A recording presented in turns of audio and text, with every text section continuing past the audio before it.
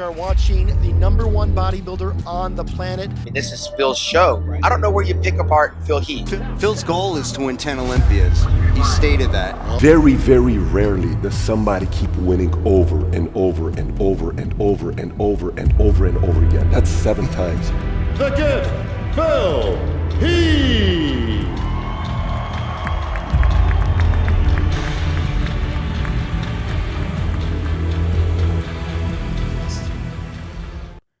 Gifted. Having exceptional talent or natural ability. People who are said to be gifted have an advanced ability and potential to excel relative to their peers.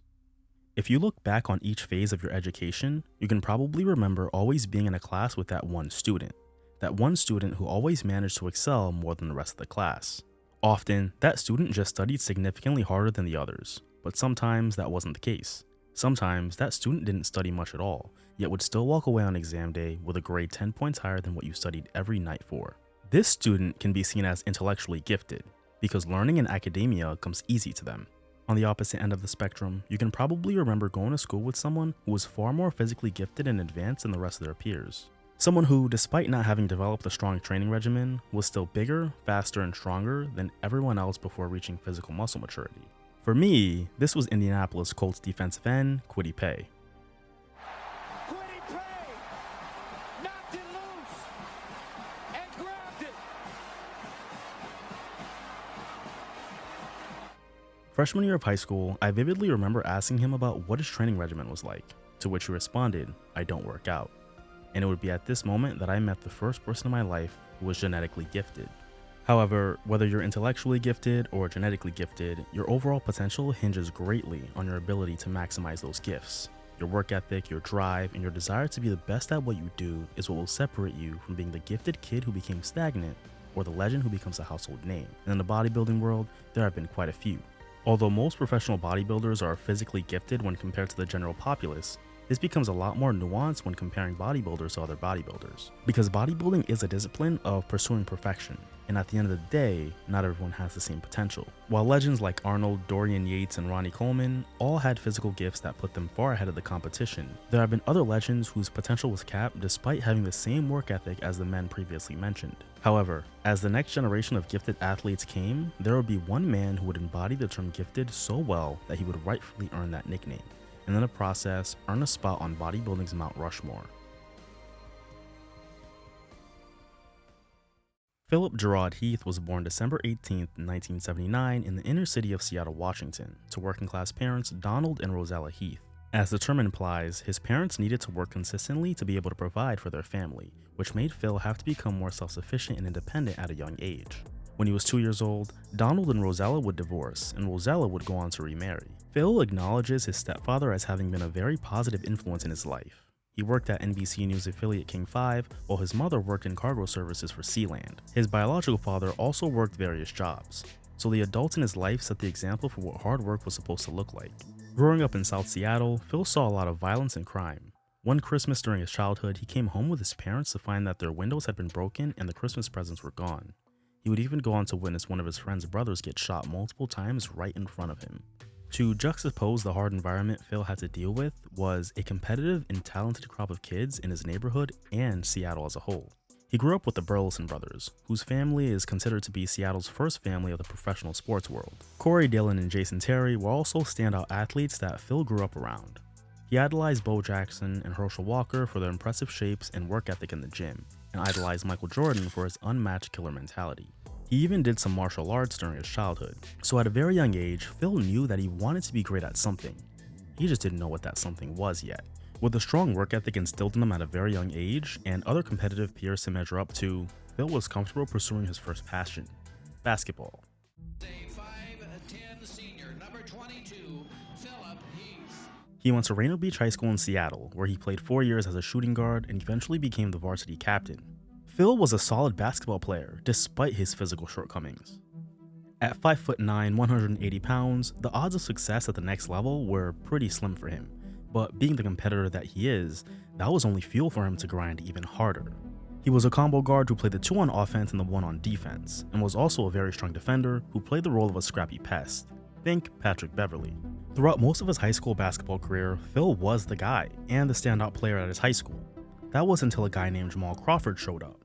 He's the most exciting player I've seen. Well, he certainly is. You asked me a question about a comparison to an Irvin Johnson at a younger age. Very Irvin Johnson-esque like skills.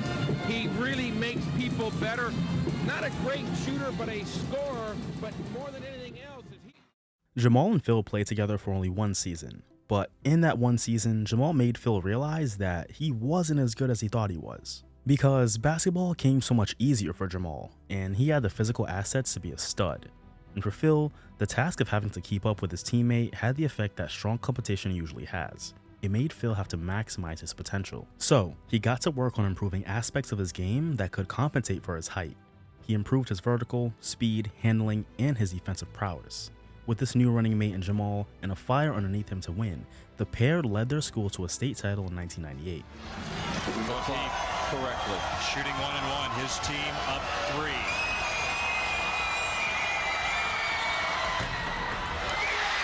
It's getting done at the line with the pressure on.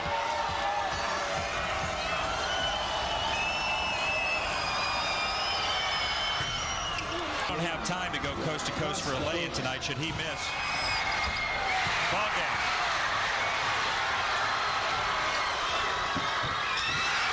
With the steal. Being a state champion put a feather in Phil's cap and made him rightfully believe that he would get more recruits to look at him. But unfortunately for Phil, the offer letters weren't as frequent. While Jamal was getting recruited by multiple D1 schools, Phil was not getting that same level of interest, but was hoping that at least one school would take a chance on him and make his dream of playing D1 ball a reality.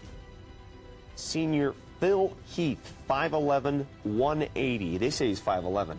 This is Phil Heath. 8 years, oh no, that's him 8 years ago. Yeah. You should see him now, though. Oh, I've seen him now. Luckily for him, the University of Denver would give him that chance. Phil got a scholarship to go play for the University of Denver's D1 program, where he would be given the opportunity to prove himself at a much higher level. Despite basketball being his main passion, Phil had to seriously self-reflect on his career longevity in the sport and think about a backup plan. At this point, he understood that he wasn't Jamal Crawford and didn't feel like it was a smart idea to put all of his eggs in one basket.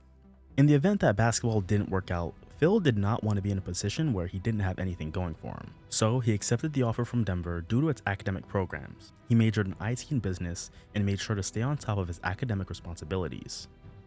Having grown up with his parents always working and other kids around him accomplishing their dreams, Phil had made sure to keep his eyes on the prize and filter out any distractions that would get in his way of success. So he steered clear of alcohol, drugs, and lived a straight-edge lifestyle. Now, up until this point, Phil had spent a ton of time in the weight room for basketball, with a focus on improving his game. However, it wasn't paying off to the extent that he was hoping, which started to get to him. See, at this point in Phil's basketball journey, he had been on the University of Denver's team for 4 years, but had not received the minutes he needed to prove himself. He asked his coach what he could do to get more minutes and improve on those aspects accordingly. Phil was willing to do whatever it took to make himself the best basketball player he could be. But despite those efforts, it appeared that he had finally maximized his potential as a basketball player, and he never got the minutes that he was desperately hoping for. At that point, it had never been clearer that Phil's time as a basketball player was coming to an end, a revelation that sent him down a dark path. He explored the possibility of potentially playing overseas, but realized that that wouldn't have been feasible for him. He desperately wanted the same accomplishments as some of his peers. He wanted to become the next success story out of South Seattle and thought that basketball could be the avenue that would lead him to that dream. But the realization that his hard work was just not enough made him question his own worth and sent him into a deep depression. A depression so deep that he attempted to take his own life. When we were losing, that's when I really got upset. So I was just very, very hurt over the fact that we weren't playing well. The coach wasn't looking at it as a way for me to contribute. And, you know, next thing you know, I'm laying in the street, hoping that someone ran my ass over. One day while on a run, Phil decided to lay down on the median of a busy street, hoping that a car would hit him, but it never did. And Phil took this as a sign that it wasn't his time yet.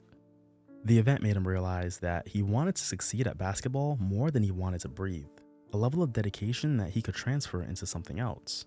He was able to see that just because basketball didn't work out didn't mean that he wasn't meant for something greater. With the end of his senior year came the end of his basketball career. However, he did have a 5th year left in his degree, and it would be in that year that he would discover a new outlet, an outlet that was very foreign to him.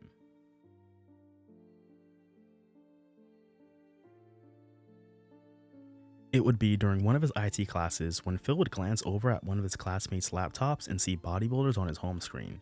He found it fascinating that while he had Brooke Burke as his wallpaper, his classmate had the Golden Era Legends. Now, Phil never saw bodybuilding as weird or odd, nor did he ever make fun of the art form. He did find it interesting and decided that he wanted to learn more. He even saw bodybuilders as real-life comic book characters, and at that point, he had only seen a show or two when bodybuilding shows aired on ESPN. Similar to the rest of the world, he did know who Arnold was, but the inner workings of the industry and the competitive process is something that did pique his interest. While on campus, he transitioned from training in the athlete's weight room to training in the public weight room, where he would gain more exposure to bodybuilders and bodybuilding culture as a whole, something which he quickly fell in love with. He devoted his time to learning more about the sport and its history, as well as teaching himself the nutritional aspect. Every piece of literature he could get his hands on, he would soak up like a sponge, and use to his advantage. He read all of the old school Nautilus books and watched Pumping Iron numerous times, citing Arnold as an early inspiration in bodybuilding. Like, this guy's muscular, like this guy's bigger than Lou Ferrigno, like the Incredible Hulk, like he's shaped in Adonis fashion that if I could look a little bit like that, I'd be so happy. Now, Phil had always been a naturally dense and muscular guy, who many would mistake for a football player rather than a basketball player. So it was clear that Phil's genetics had a tremendous amount of potential for bodybuilding. He just needed to believe it. So, Phil devoted the following year to building and developing the best physique he could and seeing where it could take him. And on October 8th, 2002, Phil Heath decided that he would pursue bodybuilding seriously. Getting used to the idea of wearing posing trunks and basically being half nude in front of a bunch of people was initially a bit terrifying for him. But it was an aspect of the game that he'd have to accept and get comfortable with, and he did. From then on, he committed to taking weekly pictures of himself to monitor his progress, and use those pictures as the foundation for the physique that he wanted to build. He would take the best body parts from other bodybuilders and draw them on the pictures of himself. Kevin Leverone's arms and shoulders, Tom Platt's legs, Arnold's chest, and Ronnie Coleman's back were all features that he envisioned would be on him at his full potential, and he'd embark on that journey to maximizing it. This was Phil's second chance, his opportunity to make the most of the natural gifts that he was given, and he was not going to take that second chance for granted. Bodybuilding presented a different dynamic than basketball because when on that stage, he didn't have to worry about his teammates. It was all him. 6 months after he committed to pursuing bodybuilding, Phil competed at his first show in Boulder, Colorado on April 4th, 2003. He was living with roommates at the time who partied the night before, prompting him to go to his car so he could actually get some sleep. So at 7 a.m. the next morning, he got up on his first show day, made it to the prejudging of the 2003 Northern Colorado State Championships, and came back home with a first place trophy in every category, including the overall. All of this without having known what he was really doing. This validated the idea that Phil was on the right path and made him even hungrier to improve. And with the improvement came the learning curve of living the bodybuilder lifestyle. See, after that first show, Phil loaded up with carbs and beer in celebration with his roommates, and like every other competitor, eventually realized that this was a recipe for disaster. Being as depleted as he was and ingesting the amount of carbs that he did, Phil woke up the next day looking like he had never worked out a day in his life. And at that moment, he realized that if he was going to get to where he wanted to get, he'd have to maintain the competitive mindset year-round. So Phil got to work and set his sights and energy on the only thing that mattered moving forward, becoming Mr. Olympia.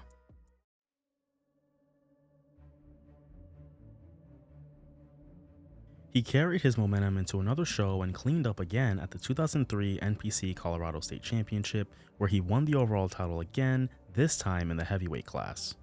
1 year later, he came back to the Colorado States and won the overall yet again. 3 amateur shows, 3 overall victories, and it was clear that Phil was at the very least the best open bodybuilder in the state of Colorado.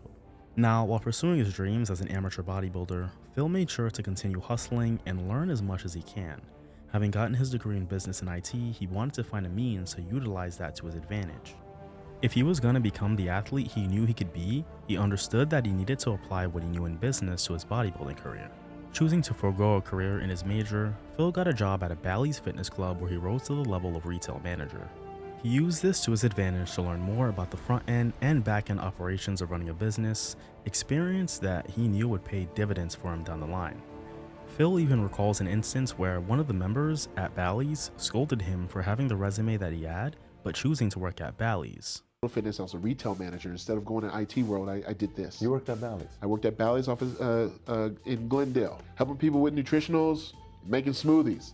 People were like, dude, you got too much education to be working behind here. And you know what's funny? A lot of people laughed. They're like, yeah, I'm making my smoothie, dude, this and that and the other, just trying to just talk down to me. And I'm thinking to myself, these guys have no idea. Oh, you're just an idiot and this and that. And the guy says, actually, that guy that you're calling an idiot was a Division I basketball player at the University of Denver. He got 2 degrees. Da, da, da. And then another guy goes, well, then why is he working here? You're giving me a hard time trying to posture based on what my job title is. Little do you realize, I treat this store as if it was my own. I'm getting free education on how to run a business. Oh, if only they knew. But to Phil, he wasn't going to let stuff like that get to him because he believed in his plan and was willing to put in the work to attain the results he wanted. He knew that he would just need to be patient. Now, at this point, being the competitor that he was, best in Colorado was nowhere near satisfactory. Phil needed to ascend to the next level, which he did when he jumped into the 2005 NPC Junior Nationals. This show was pivotal for Phil, as it would paint an accurate picture as to how he stacked up against the other up-and-comers in the nation, because at the national level, everyone is the best in their state. Well, Phil won the heavyweight class and the overall title again and in dominant fashion as he once again presented the most complete physique on stage. With rapid improvement to his physique, it was clear now more than ever that if Phil was going to ascend to the level of success that he wanted to, it was going to be in bodybuilding. While the ceiling for Phil's progress in basketball had been reached, his ceiling for bodybuilding was nowhere in sight, something which was supported by his signing by the Weider organization. Getting signed by the Weiders is the ultimate stamp of approval in the bodybuilding industry, as the Weiders have only endorsed and promoted the athletes with the most talent and potential. Before having even gotten his pro card, Phil signed a deal with Flex magazine, earning him $5,000 a month, and another deal with supplement giant Metrex, earning him roughly $20,000 a month. All benefits of having been identified as the clear future of the sport. Despite this newfound financial success, Phil continued to hustle working as a bouncer at a nightclub in downtown Colorado called Jackson's. Now, at this point, the name Phil Heath was circulating around the industry, as it was hard to not notice how precocious he was for his age. He carried mass in proportion that many of the other guys didn't. Considering the fact that he was always muscular, it was not surprising that once enhanced, he would eventually morph into a specimen. However, that metamorphosis was happening quicker than anyone could have predicted, which inspired his self-nicknaming of the Gift, something which nobody would even dare to argue. Combine that with the fact that he had made the dedication to bodybuilding, Phil was inevitably building a reputation as the hottest up-and-comer in the sport. This is a notion that he would cement at the 2005 NPC USA Championships, one of the biggest amateur shows in bodybuilding. This was the show where legends were made. Flex Wheeler, Chris Cormier, and Melvin Anthony are a few legendary names who won this show. And on July 30th, 2005, the name Phil Heath would be added to that list of winners, and he would earn his pro card in the process, all at the age of 25 years old. But whether or not he would achieve legend status would reveal itself in time. Magazine, the caption on the cover said, and I quote, "Phil Heath is on the fast track to success. Tonight, the fast track begins here in Denver, Colorado, making his professional debut." The following year in 2006, Phil competed at his first pro show when he stepped on stage at the Sean Ray Colorado Pro-Am and placed first in a field of pretty solid competitors, a consistent theme in his career up until this point. Phil also made history in his first pro show by becoming the third NPC USA Championship winner to also win their pro debut. He clearly stood head and shoulders above everyone in that lineup, and while the rest of the field couldn't hang with the young Heath, there was a hungry up-and-comer at the bottom of that lineup who Phil would not see the last of. Just a few weeks later, he jumped into one of the biggest shows in all of bodybuilding when he competed at the New York Pro. And to the surprise of very few people, Phil reigned supreme once again. He was competing against a few of the same competitors he beat in Denver, with the addition of heavy hitter Dennis James. But to Phil, it didn't matter who tried to step up and beat him. His momentum was hard to stop. Phil Heath has been training to be a bodybuilder for a relatively short period of time. As a classically trained pianist and college basketball player at DU, Phil built the foundation for his bodybuilding career. He says his days with the Pioneers are similar to his training days now. I feel like I'm an ambassador of the sport by not only doing these shows, but to take the knowledge that I've achieved and to pass it on to everyone else. And Phil has taken that knowledge and transferred it into an amazing physique. Phil had only been bodybuilding for 3 years, but had seen drastically more success in bodybuilding than he had in his entire basketball career. It was clear more than ever that he was meant to do this and be the best at it, and his short resume actually backed that up. Through 5 amateur shows and 2 pro shows, Phil had not been beaten, foreshadowing his potential as a great in the sport. He had a start to a career that hadn't been seen since Lee Haney. His short body of work was extremely impressive, and if Lee Haney's ceiling was 8-time Mr. Olympia, it was only a matter of time for Phil. At the highest level of every sport or discipline eventually comes a point of resistance, because the competition eventually gets tougher. Phil would realize this when he tried his luck at the 2007 Arnold Classic, the second biggest show in bodybuilding. Well, the story of the night from Colorado, Phil Heath. Of course, he's competed only twice as a pro, Bob, and all he's done is win both events. Absolutely, and like we said earlier in the pregame, Dan, Phil Heath, putting that record on the line tonight. He could have taken the easy way out this year, Dan. He could have gone in, a couple of small shows, could have gone back to Colorado, defended that title, maybe New York or Atlantic City. This guy could have put, literally, when you think about it, 4, 5, 6 titles under his belt. But you know what? Phil is all about gamesmanship and competition. He wanted to come here with the big boys, put that physique out there and be compared, and he absolutely proved that he does belong in that group. There, he'd have his first humbling moment, placing 5th. He was competing against some grown-ass men, and as impressive as he was for 26 years old, there was nothing he could do against Victor Martinez, who was having his best year as a pro, and the ageless wonder Dexter Jackson, who was still in his prime. And that's not even to mention the other 2 industry staples that he lost to. While 5th place in your first appearance at the second biggest show in bodybuilding is actually impressive in itself, this was the first show in Phil's bodybuilding career that he didn't win. Phil, being the realist that he is, he probably expected that show to be an uphill battle for him anyways, and the 5th place placing did very little to dim his star at all. He was still next up, especially when you consider that he still beat some well-respected names in that lineup. Despite losing for the first time in his career, Phil would find good fortune that year when he married his girlfriend Jenny in June of 2007. She already had a son from a previous relationship, but Phil did take being a positive figure in that child's life very seriously, so his marriage and subsequent parenthood would add another layer to the personal life of Phil Heath, a layer that he kept hidden from the general public. After the Arnold, it would be almost 1 year before Phil stepped back on stage. Feeling like he needed to make some much needed improvements, Phil gave his body the time to grow for another shot at the Arnold.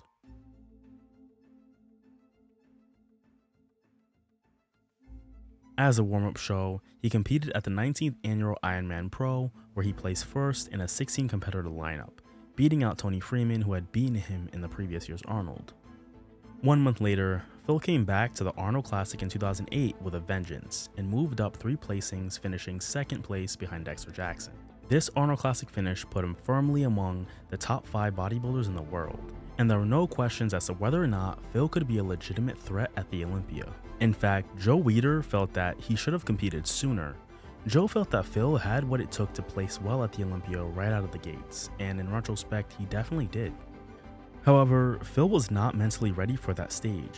He understood the meticulous process it took to prepare himself for a show like the Olympia, and if he was going to step on that stage as the hottest young talent, he would need to make a major splash, which is exactly what he planned to do. Game recognized game, and none of the top contenders were going to doubt Phil, because they knew he was coming. Well, whether he does it tonight or not, there's no question Phil Heath is the future, and it's going to be fun watching him compete here and at the Olympia in years to come. And let remind you that he is the youngest competitor in the field. On September 26th, the prejudging for the 2008 Mr. Olympia took place, and it would be a lineup filled with the best bodybuilders in the game, some of whom Phil had beaten and some who he hadn't been able to get the best of yet. Either way, it would be clear where Phil stood against the ultimate competition. He'd get to stand next to one of his inspirations whom he hadn't been able to share the stage with yet, Jay Cutler. After an impressive prejudging in finals, Phil would hear his name called as a 3rd place finisher, a placing that he was satisfied with considering the caliber of competition he was up against at his first Mr. Olympia. He was wildly impressive in this showing, and one could have easily made an argument that he could have been in 2nd place. Instead, Jay Cutler finished in second place, and the Blade Dexter Jackson upset him to claim his first Olympia title. How about a big hand for all our winners tonight? It was now confirmed that Phil Heath was not just one of the best bodybuilders in the world, but he was officially number 3 in his 5th year as a bodybuilder. But of course, this was just the beginning for him because he had yet to even scratch the surface of his potential, and he knew it. So I placed 3rd at my first Mr. Olympia contest in 2008. Upon that night, I realized it's possible. The 2008 Mr. Olympia made Phil truly believe that he had what it took to actually become Mr. Olympia someday. He just needed to wait for his moment. As the 2009 season came around, Phil was more ready than ever to make the next leap. He had the Mr. Olympia title on his mind and made that goal the focus of his offseason as he planned to compete at that show. Phil worked hard and silently made the improvements necessary as he planned to shock the world in 2009. However, the night before the Olympia, disaster struck. Phil unfortunately got food poisoning and spent a lot of time vomiting. At 5:30 a.m., the EMTs came into his hotel room and advised him not to compete. However, Phil would not drop out of the contest without a fight, and he told himself that if he was able to not vomit for the rest of the night, he would do the show. And luckily for him, he didn't. However, the damage had already been done, and Phil had lost a lot of weight right before the show. Every bodybuilder's nightmare. Following year, I'm thinking, well, I'm going to win this damn thing. You know, it's my first time. Like, I got 3rd. I'm about to go ahead and beat these guys. I got food poisoning the night before. And we talk about things that you can't control. I trained. I did the diet. I did all that stuff. Sometimes when you're dieting the way that we diet, your immune system is very, very compromised. The slightest thing, handling of food, fish, steaks, stuff like that, it could really mess with you. Shaking hands with fans the night before could do that. You just never know. This, however, didn't stop him from stepping out into the prejudging and giving it his all. Despite his best efforts, he was holding a lot of water, most notably in his midsection, which looked a bit washed out. He also wasn't as vascular as he was in 2008, and his conditioning was just slightly less crisp. But these were really his only flaws. Despite the setback, Phil did show improvements in some shots. It was clear based on his facial expression though, that he was not himself, likely due to his momentum being derailed the night before. When the finals were over, Phil would be announced as the 5th place finisher, 2 spots lower than his previous placing. Phil made no excuses for himself though, illness or not, he knew he was better than 5th in the world. Jay had bounced back from his loss the previous year, Branch Warren had brought one of his best looks to date, and the ageless wonder was not slowing down. And a guy who Phil had gotten the better of in the past had actually rose up and leapfrogged him to 4th place, Kai Greene. Now, the day after the 2009 Mr. Olympia, Phil was disappointed, but he didn't feel sorry for himself. Despite not being able to control the circumstances around his late prep disaster, Phil still felt that he needed to get back in grind mode. So, the day after the Olympia, he attended a scheduled photo shoot with Joe Weider and some of the other top competitors. After that photo shoot, Phil got straight to training legs. And the media was bewildered as to why he was training so soon. And of all the muscle groups, legs? However, in multiple interviews that Phil did that day, he explained that he needed to continue the grind and refused to accept the pass that the media was trying to give him. He felt like the woe is me mentality would be the ultimate cop-out, and that was something that he did not want to adopt. So, he game planned for the 2010 season and planned on attaining his redemption. Phil has come in about 10 pounds heavier than we just saw him at the Olympia, and we're going to see right here, Dan, if Phil has put his mark on this title. And oh boy, oh man, look at Phil Heath. Look at that level of muscularity. Wow, this is going to be good. The 2010 redemption arc began at the Arnold Classic, where Phil came in much improved from the Olympia in every aspect. Although his Olympia package wasn't awful, Phil did bring a physique at the Arnold that he should have brought at the Olympia. He was full, very dry, and his midsection was separated and tight. This was Phil actively in the process of slowly reaching his ceiling. However, in bodybuilding, momentum does matter, and with Phil's momentum having been derailed at the O, the momentum of Kai Greene was growing rather quickly. Despite having not been on Phil's level early in his career, Kai's scrappy underdog mentality fueled him to claw his way into the cream of the crop. He became one of the names who was considered to be among the best in the game, and at the 2010 Arnold Classic, he solidified that. Kai brought it to the Arnold Classic and went pose for pose with Phil without letting up. Kai knew who he was going up against, and he knew he had to be undeniable, and that he was. so Kai, for the second time in his career, beat Phil Heath at a major show. Now, having bounced back from that 5th place placing was a great feeling for Phil, but having lost to someone he had beaten multiple times over was not, and Phil would head into the offseason determined not to just beat Kai at the Olympia, but bounce back from 2009. So thus, the 2010 offseason was underway, and Phil Heath and Hadi Rambod got to work in preparation for an Olympia push. An Olympia push that he believed he was ready for, and so did the fans. Jay had just come off of his historic comeback Olympia win and looked to have regained his form, so 2010 would be no easy feat for Phil. Heading into that year's Olympia, the expectations were still high for Phil despite his late prep disaster. The fans were aware of what had happened in 2009 and also had faith that Phil would bounce back accordingly. He wasn't shy about proclaiming that either, as Phil spent a lot of time in 2010 promoting himself any chance he got. He wanted the world and the fans to know that he was coming for the throne, and everyone ate it up. I mean, how couldn't they? He clearly had the tools to back it up, and the masses loved the confident underdog, a major factor that played into Phil's fanfare. It was clear that Phil was still soaring, but the question of how much higher he would soar would be answered at the 2010 Olympia. Competitor number 18 from Arvada, Colorado. The gift, Phil Heath.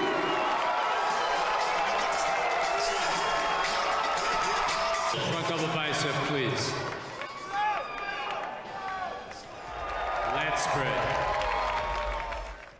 On the morning of prejudging, it was clear that Phil had achieved the redemption he was looking for 10 times over. If there was any moment that solidified his position as the clear heir to the throne, it was when he made his entrance for his finals posing routine the next night. Despite Phil having brought his best physique in the prejudging, his finals appearance was the stuff of legend. Phil came out significantly more confident than the previous year, something which his physique was clearly able to back up. He had just brought his best to date, a best which saw him push Jay Cutler all throughout the prejudging and finals. And at the end of the night, when the work was done and the awards were given out, Phil Heath would be left standing with none other than Jay Cutler, someone who he came up in the industry aspiring to be like, the one person he hadn't been able to beat in his career up until that point.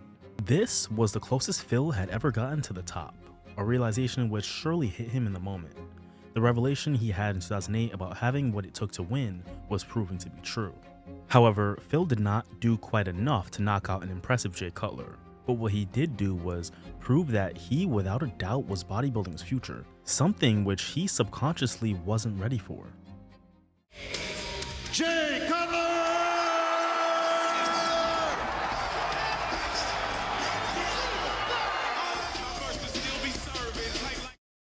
See, Phil has always been a proper sportsman, and in victory or defeat, he had never had an issue giving his props to the better competitor on any given night. So him showing his respect for not just the better competitor, but one of his idols was out of the question.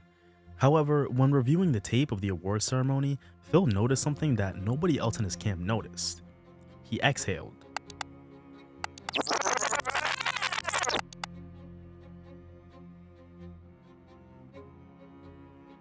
When Jay Cutler's name was announced as the winner, Phil exhaled, which is a sign of relief. Relief that he couldn't explain at the time, but knew that he needed to self-reflect on for answers. Now, in his self-reflection, Phil realized that at that moment when the winner was announced, he was fine losing. He wasn't ready to win because carrying the title of Mr. Olympia was a heavy burden, a burden that came with zero excuses and significantly more scrutiny. A burden that came with no slack and no leeway. Phil got comfortable being the underdog because the underdog can always play it safe. If he wins, he overachieved. But if he loses, it's okay because the high expectation was never there to begin with. I exhaled. They announced Jay Cutler's name and I go, why did I exhale, guys? Because I was happy that I got second place. Because you know what they do with second place? You should have won, Phil. I had you winning. Everybody loves the underdog now. Everybody roots for the underdog. The underdog is safe. Very interesting. He's safe. Becoming the champion would be a different level, and if Phil really wanted to be the next Mr. Olympia, he would have to accept the responsibility that really comes with the title and truly own it. And that mindset and goal is what he carried with him into the 2011 season. What was Phil Heath thinking since the day he left Las Vegas last year to get ready for this show here this year 2011 Mr. Olympia? What went through Phil Heath's mind? That I'm going to be the 13th Mr. Olympia. Phil set his sights solely on the 2011 Mr. Olympia. This year would be big for him. Having been a pro for 6 years and improved year over year, Phil was too big and accomplished to fly under the radar like he used to, and the anticipation would slowly start to mount. Early predictions had Phil and Jay battling in a rematch once again. Phil, however, would not feel the hype like he used to. There was no need to convince anyone of how impressive he was or how good he could be. It was very clear that Phil was astounding. So he chose to conduct himself like a champion and work in silence that offseason. No more promises, no more trash talk, all action. The fans and the judges were going to see a different Phil Heath in 2011, a Phil Heath who was ready to own it. So when the 2011 Mr. Olympia rolled around, Phil Heath would be ready to truly embody his nickname, The Gift. I definitely wasn't satisfied with second, and knowing that I was that close at the 2010 Mr. Olympia next to Jay, hearing my name being chanted just as loud, if not louder, than his crowd was. And, just knowing that I belonged. I have a whole lot more years ahead of me in this sport that are going to be better. And here's going to be, this is right here, this is going to either win it or lose it for him right here. With the prejudging underway, everyone couldn't wait for Phil Heath to come out. And when he did, he showed out. I'm going to use the words that my good friend and colleague Larry Pepe used to describe Phil Heath, and I think it's a great description. His physique is very much three-dimensional in a way that no other bodybuilder can claim, and he said he was adding on some thickness. He said he wanted the word massive to be used among the other adjectives that are commonly used to describe his physique. And King, I'm going to just put it to you right now. Are you comfortable using the word massive to describe the 2011 version of Phil Heath? He's the best bodybuilder to step on stage so far. Phil had somehow brought an improved version of his 2010 package. Everything he was known for was on full display, but better. Skin, same muscle bellies. And here's going to be, this is right here, this is going to either win it or lose it for him right here. Yeah, he looks crazy. Yeah, he is definitely on the money. Yeah, there's the money shot right there. Boom. And the crowd's giving him his just due. The loudest ovation of the night for Phil Heath. His tiny joints combined with his ridiculously full muscle bellies made him look absolutely cartoonish. 3D. Like a freak. He brought a wow factor that hadn't been seen on the open stage in a while and subsequently blew the entire lineup away during the prejudging, including Jay Cutler. He was the most aesthetic mass monster seen in bodybuilding arguably since Flex Wheeler, but he was bigger. While Phil brought his all-time best, Jay had come in visibly off, something which historically has marked the changing of the guard from one dominant champion to another. Prejudging is over. It sounds like the crowd went nuts for Phil Heath tonight. Phil, how do you feel? I feel awesome. I feel like the year off paid off, and hopefully, I can go back to my hotel room, figure out how I can even improve on that, and come back tomorrow even better. When the finals rolled around, Phil came back improved and delivered a posing routine for the ages.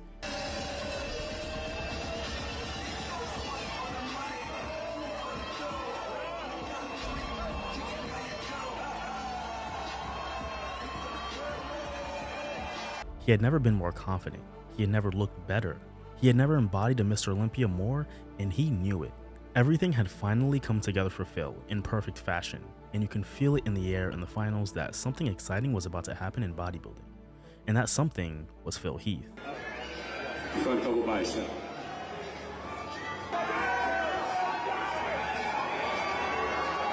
Leg spread.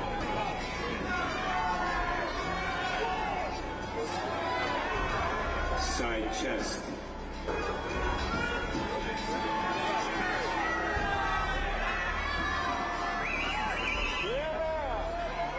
Neck double bicep.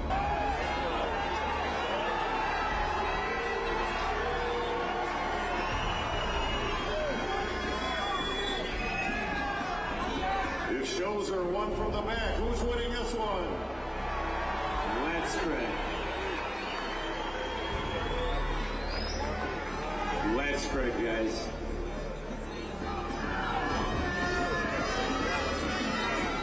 Side tricep.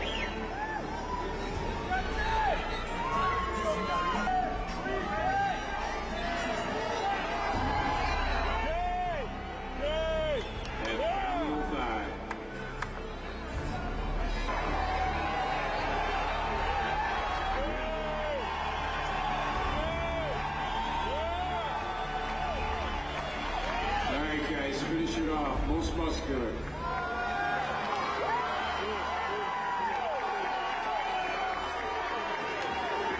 Is this the pose that decides the winner?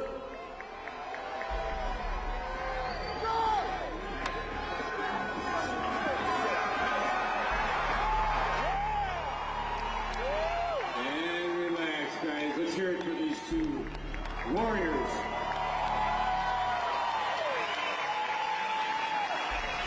And all our champions on stage tonight. Again, folks, that concludes the confirmation round of scoring. How about a big hand for all of our Olympians on stage? Thank you, gentlemen. We'll see you back in just a few moments. The writers have written all year long about it. The student versus the teacher. Let me take that to our third place finisher. All of our presenters are on stage. The Predator, Kai Green. And there it is, Kai Green with his best Olympia showing to date. And you can be sure, we talked about Kai wanting to win this trophy, but he also needed to separate himself from the pack, and that's exactly what he's done. There's only two guys in the world right now that are better than Kai Green. One of them is Jay Cutler. The other one is Phil Heath. And Kai Green has done what we've long waited for him to do, and that is put himself past a whole bunch of guys who, quite frankly, have been beating him over the past year. It is Deja Vu 2010, 2011. And here we are, Jay Cutler and Phil Heath will once again stand side by side as the two best bodybuilders in the world as they await. We previewed it. The writers have written all year long about it. The student versus the teacher. All of our presenters are on stage, along with our IFBB Pro President, Mr. Jim Mannion. I think they're discussing it. What do you got, Phil? Gentlemen, in Olympia tradition, the next name you hear will be the 2011 Mr. Olympia.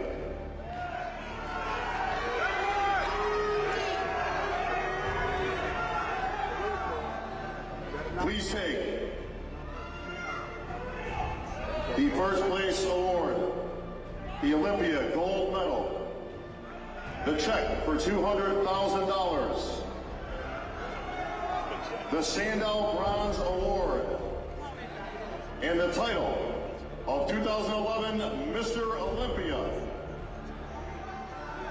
To our winner tonight,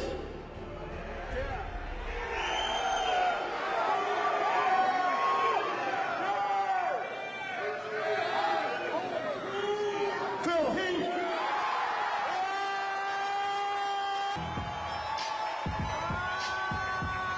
Name in the history books tonight here in Las Vegas, Nevada, the Gift Heath.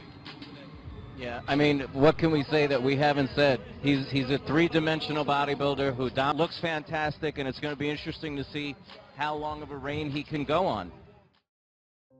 Phil had finally done it. The sacrifices he made, the obstacles he had to overcome, his commitment to bodybuilding had been worth it in that moment. The greatness he couldn't achieve in basketball had finally been achieved elsewhere, and his name could officially be mentioned among not just the greatest athletes to come out of South Seattle, but one of the greatest bodybuilders to ever do it, all at the young age of 31. When I won the Olympia in 2011, it's a different type of exhale. You close your eyes, and then for some reason, my life flashed before my eyes. It went all the way back to when I was a kid, like your kids, like that size, all the way to the current time in 2011, but it showed every defining moment of my life, every Y in the road. According to Phil, it was all of the little things he did over all of those years that culminated in his Olympia victory, a victory which validated his saving and his second chance at life. Phil was officially the 13th Mr. Olympia, a title which he was ready to own. And while the life of an underdog is consumed by the chase, the life of a champion is a bit different, something which Phil would have to adjust to. He ended his 2011 season with a victory at the Shuru Classic in India, where he swept the competition once again. The last time I did lose to Kai Green was at the March 2010 Arnold Classic. And I worked really hard to try to make sure that would never happen again.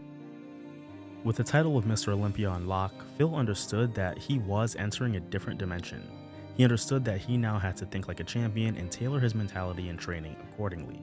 Instead of being the underdog, he would now have to deal with many underdogs coming after him, something which he knew he had to get ahead of, given the quickly evolving competitive landscape of bodybuilding.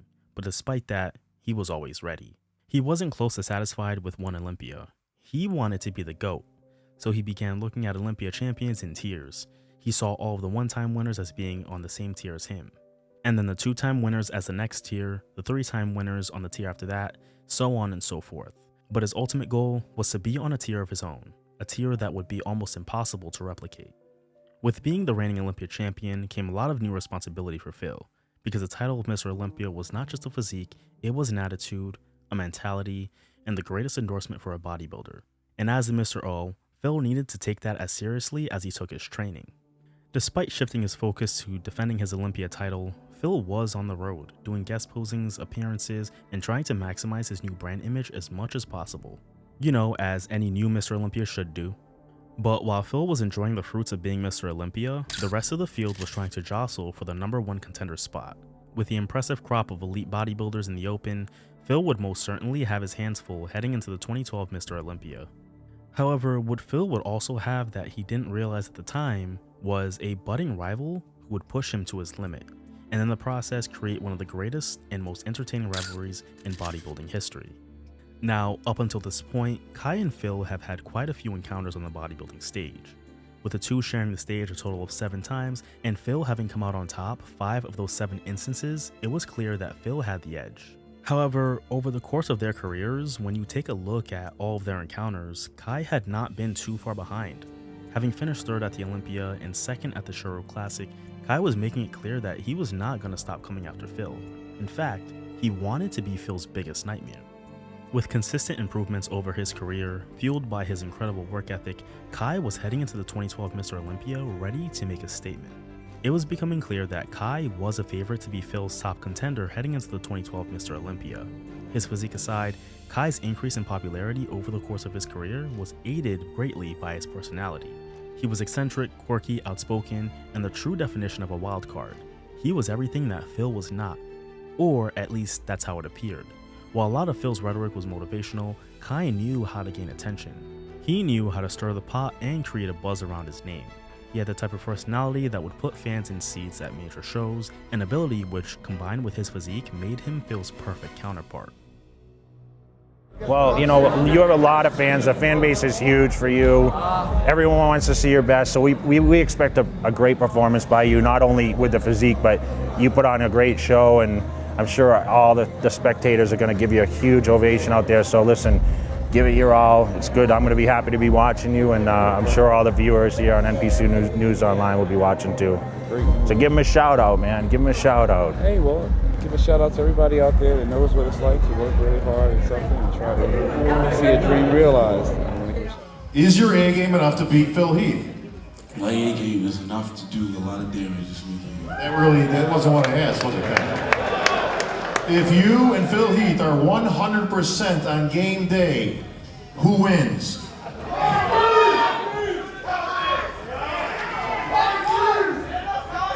I expect to be the last man standing this year. At the 2012 Mr. Olympia, it was clear during prejudging that Kai and Phil were 1 and 2, due to the judges placing them in their own call-out. Phil came back improved from 2011 and brought his signature look but more refined, eye-popping, if you will. Kai, on that same note, brought his best physique to date as well. He had these tall bicep peaks and a very sharp V-taper which accentuated his X-frame in all of his poses. He was also wider than Phil from behind. His conditioning was super sharp and crisp, he was extremely separated, and he looked absolutely translucent under that lighting. Despite these strong points, the fullness and thickness of Phil's muscle bellies, combined with his conditioning, was simply undeniable.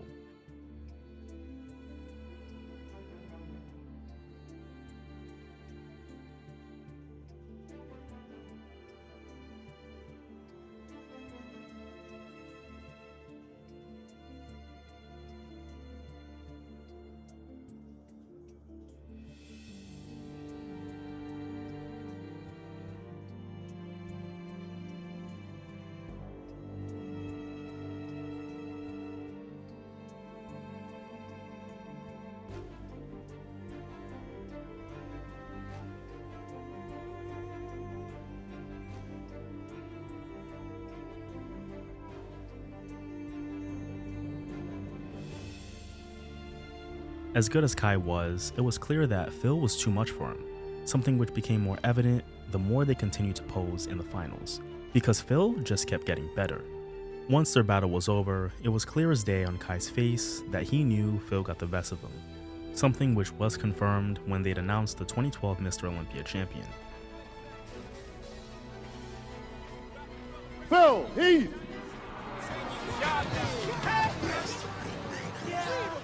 And as we discussed earlier, Larry, Phil just a little too much for Kai and takes the next step down the road to building that legacy we talked about. Being the consummate competitor he is, Kai congratulated Phil on his second Olympia, but also made it clear through pure eye contact that it wasn't over. Kai, however, was the least of Phil's worries in that moment, as he was ready to enjoy the taste of sweet victory. He had figured it out, especially with the help of his coach Hani Rambod, who was most known for coaching Jay Cutler to his Olympia victories. Their pairing was a match made in bodybuilding heaven, something which they both quickly realized. Phil's gifts combined with Hani's training and prep methodology created the perfect coach and athlete dynamic. Hani, we're here with two-time Mr. Olympia, Phil Heath. We're just talking about the change you made overnight and how good it feels to win. What do you got to say? Well, obviously, it was a pretty stressful moment. You know, we were looking forward to presenting a package, and by the time we got up on stage, there were some things that we needed to tweak, and in the last 24 hours, we were able to do that. And it was very, very stressful, but at the same time, we both knew that Phil was bringing in even a better package than he was last year. It was just a matter of how it was being presented on stage with the posing. There's a lot of different things that we did in the last 24 hours that I'm sure you're going to read about in the magazines coming up. And those things were the deciding factor. So winning the Olympia the first time was, you know, a pretty incredible achievement, of course. But defending, it's a whole nother experience. I mean, you have high levels of pressure and stress and expectations, and I can't lie, you know, I was very stressed. But, you know, all in all, it just made me a better bodybuilder. I think it allowed me to mature more in some areas in my life, being more organized, being even more hardworking, being more selfish, I'd say, with my time and making sure that I got everything done in the gym and in the kitchen and all that stuff. And really just making sure that I left no stone unturned when it came down to the competition, and ultimately just enjoying the process. Just like in 2011, Phil returned to the Shuru Classic a few weeks after the Olympia, where he placed first yet again. Behind him, however, was his all too familiar friend Kai Green, who placed second, just like the previous year. Very tough. I mean, last week, you know, was very tough with Friday and Saturday night. You know, I had to, you know, fight for that one, and I had to fight for this one too. Kai Green looked awesome, but we came up with the winning formula once again, and I actually think I was better this day than I was all of last week. While Phil would go into the offseason ready to fulfill his duties as the ambassador of the sport, he couldn't help but to have fending off Kai Green in the back of his mind. Now, at this point in his career, Phil was looking unstoppable, because since his first Olympia victory, he had only been improving, and there was no reason to believe that that would not continue, despite the challenge from the rest of the competition. Names like Dexter Jackson, Dennis Wolf, Branch Warren, and Sean Roden were seemingly all in a battle for every other spot except first. However, ahead of all of them was Kai Green, who was not slowing down at all. Win the whole thing. Last year he was number 2. This year I'm predicting he's going all the way. We are rooting for him big time, not only because he seems like a nice guy, he's also one of us. He's a Brooklynite. Right. Kai Green, welcome to Good Day New York. How you doing? I'm great. Thank you for having me. So we see you on the cover of Flex magazine in July. Congratulations. Thank you. Thank you What do you do every day? I mean, you are built. You look like you're about to burst out of this suit any second. What do you like? Going toe-to-toe with Phil garnered him a lot of fans who would back him. The entire industry was very pleased with the package that Kai brought to the 2012 Olympia, and Phil was hearing it, but he still had tunnel vision. He was focused on getting number 3 and continuing to make history. While he didn't discount how talented the competition was, he knew that he had to basically beat his former self to continue to win, something which put a lot of pressure on him. But having the mindset that he did, Phil was more than ready for the challenge. He had to look at himself and wonder, how do I continue to win? A question which became the foundation of the work that he and Hani Rambod put into the offseason. He continued to keep things quiet in his camp as he wanted to build the anticipation and keep his mind clear during prep, something which became significantly more difficult with the advent of social media. See, when Phil won in 2011, he became the first champion during the social media explosion of the early 2010s. And while the champions before him were relatively sheltered from mass criticism and generally only got it from people in the industry, Phil had it a little bit different. He had to start dealing with criticism from not just diehards of the industry, but casual watchers who didn't fully understand the sport at all. Hell, some of the critics didn't even watch bodybuilding, yet they still had an opinion. This was something that Phil had to start battling with. He had to combat his outspoken nature and his need to stay focused, but ultimately, he never lost sight of the prize, and only used any negativity he received as fuel. A big motivator during his off-season that year was also his family. His wife had won her battle with breast cancer, which motivated Phil to train harder. And both his biological father and stepfather were both dealing with serious illnesses, something which, despite making his prep tougher emotionally, gave him every reason not to get complacent. And his wife told him that if she could beat breast cancer, then he could beat the rest of the lineup and get number 3. With the hard work of the offseason completed, Phil knew better than anyone else what he would be bringing to the stage, and his confidence was showing. At this point, he had also dubbed himself the Dream Killer, and became a lot more comfortable talking spicy to the rest of the competitors because he knew that he could back it up. No, because it doesn't matter. At the end of the day, he can sign whatever the hell he wants. I mean, it doesn't really matter to me. Obviously, I didn't care. All I care about is winning my 3rd title, you know, creating this legacy that I want to live, and crushing everybody's dreams. Just like that. Crushing everybody. At the 2013 press conference, Kai was relatively quiet and decided to say very little. While this was due to his own confidence heading into the show, it only added to the anticipation for the prejudging. Did I not see you sign the poster and it said Kai Green, Mr. Olympia underneath it? Yes, you did. What's up with that? I intend to be a person of very few words. No. I can show you better than I can tell you.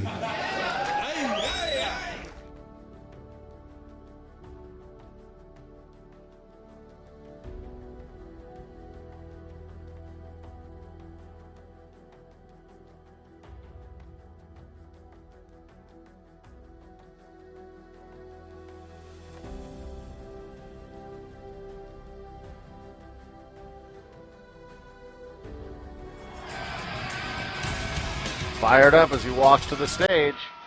Your defending champ. Let's take a look.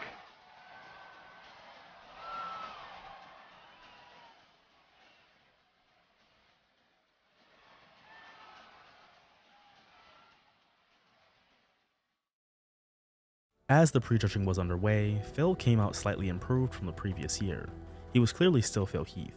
While guys like Sean Roden and Dennis Wolf were given opportunities to stand in the center, in the end, it was Phil and Kai, once again, who would be battling for the top spot. After last year's Olympia, even with a perfect score, I got, obviously a lot of negative feedback from fans. I think they really wanted to see a change because they were very excited what Kai Green presented in 2012. And, my hat goes off to the guy. I mean, he definitely prepared well for that. Realizing that, there takes a lot of maturity as being a champion, and you try to settle into that, and you only have so much time to settle into that.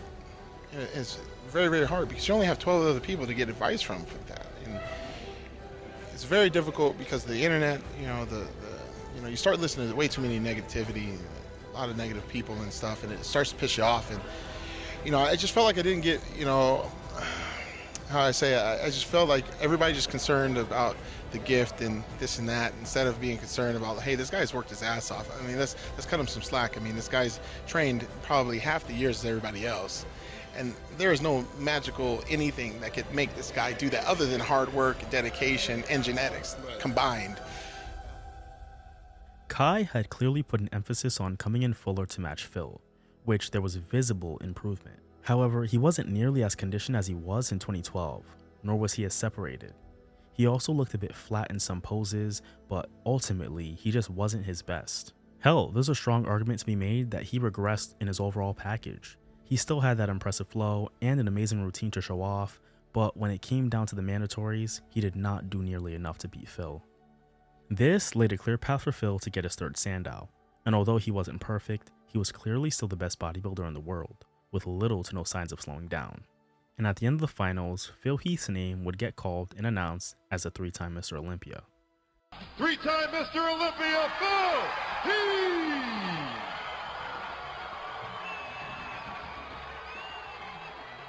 Congratulations to Phil Heath, Mr. Olympia 2013, and once again, Kai Green falling just short, but a very respectable second place in a stacked field tonight here at Mr. Olympia 2013. With this victory, Phil became the first bodybuilder to three-peat since Ronnie Coleman, a feat which foreshadowed his future in the sport. If it wasn't already clear, he was here to stay, and planned on making history in the process. This year has been very tough, but I definitely feel that, with both of our collective work, we were able to achieve what you guys saw on Friday, which was awesome, and what was awesome, obviously, tonight. As his legend grew and his impact in bodybuilding history grew, so did the criticism about him, for a few reasons. For starters, as much as American culture loves the underdog, it's up to a certain point. See, when the underdog becomes the top dog, the love and admiration they get turns into resentment, because they eventually represent the complete opposite of what they were loved and admired for, even if they don't substantively change. Think the Golden State Warriors, for example.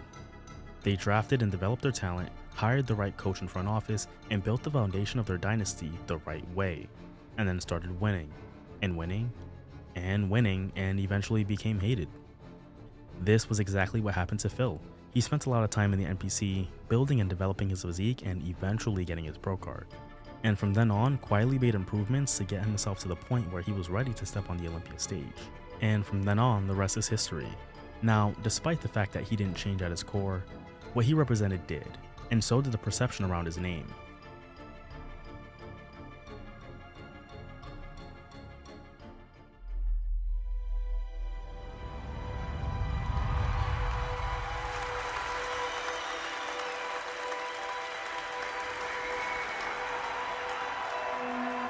Please take the Sandow Bronze Award and the title of 2011 Mr. Olympia to our winner tonight, Phil Heath!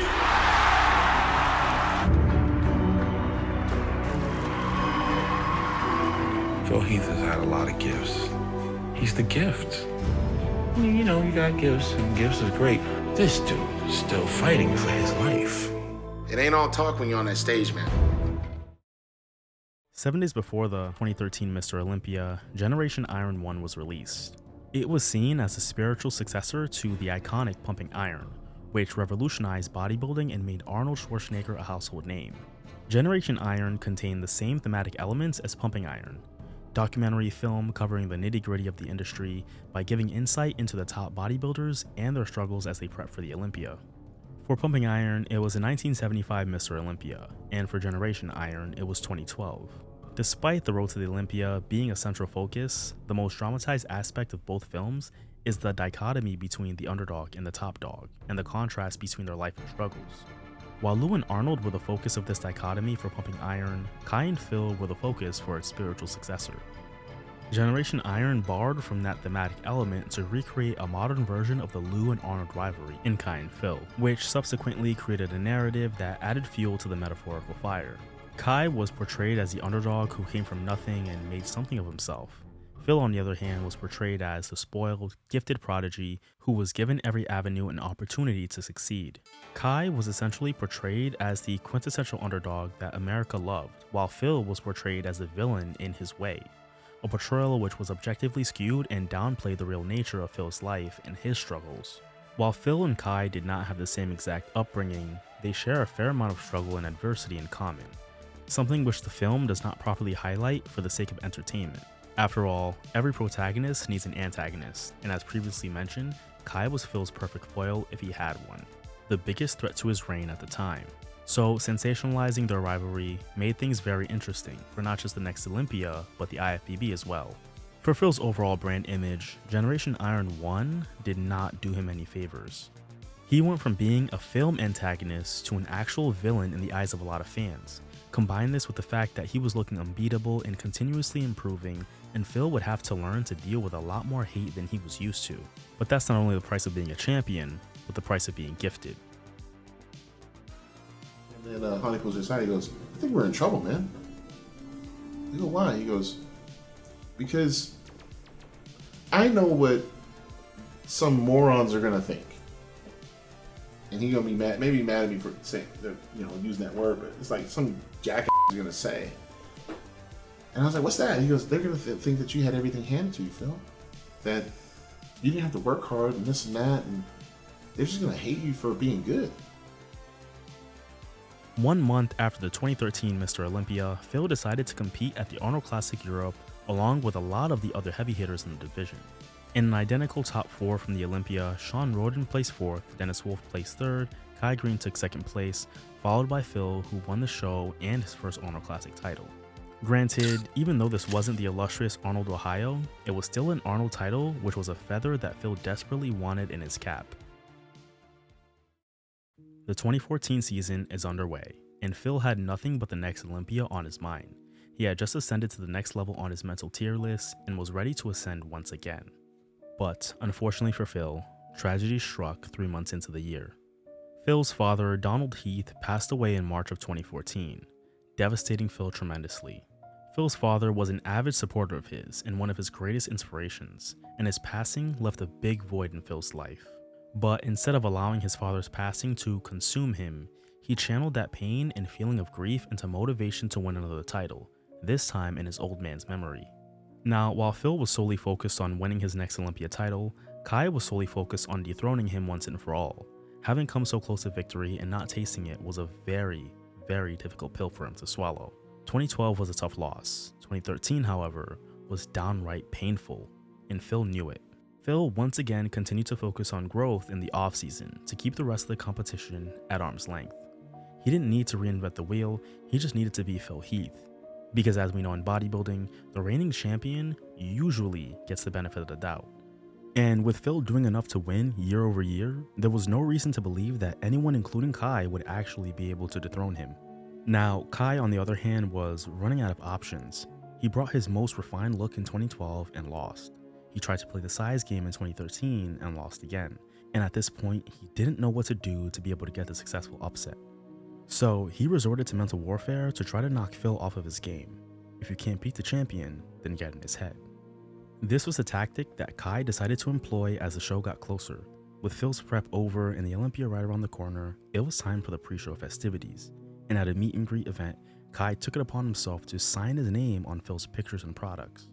Sensing that Kai was going to take drastic measures for his mind games to succeed, Phil was mentally preparing himself for that at the press conference.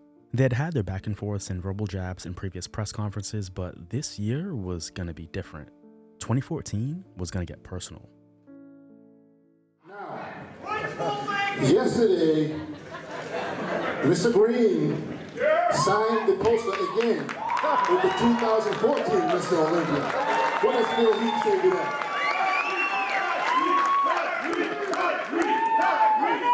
I mean, let's be serious. I mean, haven't you learned from last year what you did? And let's be serious. I mean, all jokes aside, there's been 13 Mr. Olympias. They've all had the right, they've earned that right to be able to write that on anything. So don't disrespect the game. You tell him, Phil. The people that root for you, that root for that type of behavior, I just don't understand it. We're going to show you how talk is so cheap. It's so cheap. The past is the past. And we need to respect what was done in the past because it's already been written. But the truth is, the future is what we represent this weekend. This weekend, we will show you what the future brings.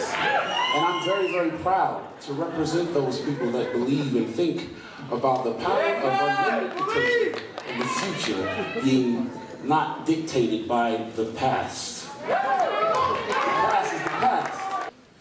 Kai, I'm going to tell you something, man. You haven't earned a point. You haven't earned a point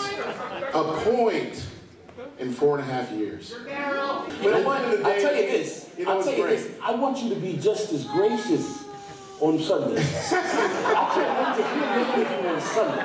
This is right here. I want to look you in your eyes on Sunday. Hey, your greatness is Sunday. That's great. I represent people that are looking forward to Sunday.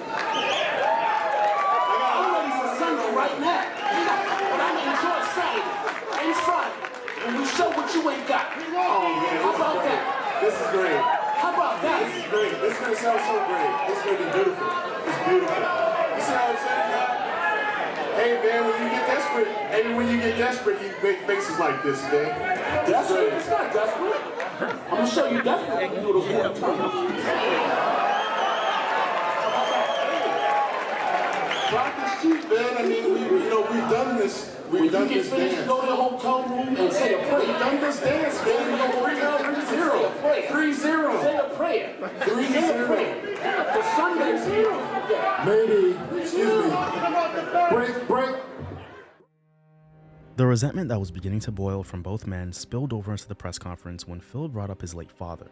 And Kai intervened, accusing Phil of trying to emotionally manipulate the judges and the fans by focusing on the past. Their best, just like how they expect mine. But I told my father before he passed that, I'm going to bring one home for him. And that's what I intend to do. I'd be foolish to come up here, like I said before. That's what the first three should have been. That's what the first three should have been. I respect your father. I respect anyone that has had a father. I didn't have one. Phil was having none of it. Incensed by the fact that Kai would stoop so low, he called him out for not only smearing his tribute to his father, but playing the victim. You know what? Enough is enough. Enough is enough. Enough is enough. Enough is enough. Is the past. You know what? You've talked about the past your whole entire career, making excuses. Talking about you think you're the only person that's ever gone through something in your life. Excuses. Everybody knows making your story. Excuses. Yes. Making excuses. Yes. You know nothing of what you're talking about. And you know nothing of what you're talking about. You know nothing. Things were clearly getting out of hand between the two of them as years of pent-up frustration on both ends was spilling onto the stage for the entire community to see. It was clear that Kai was just tired of losing, which to any true competitor is understandable. Phil, on the other hand, was tired of Kai complaining and trying to undermine the work that he had put in to get to where he'd gotten.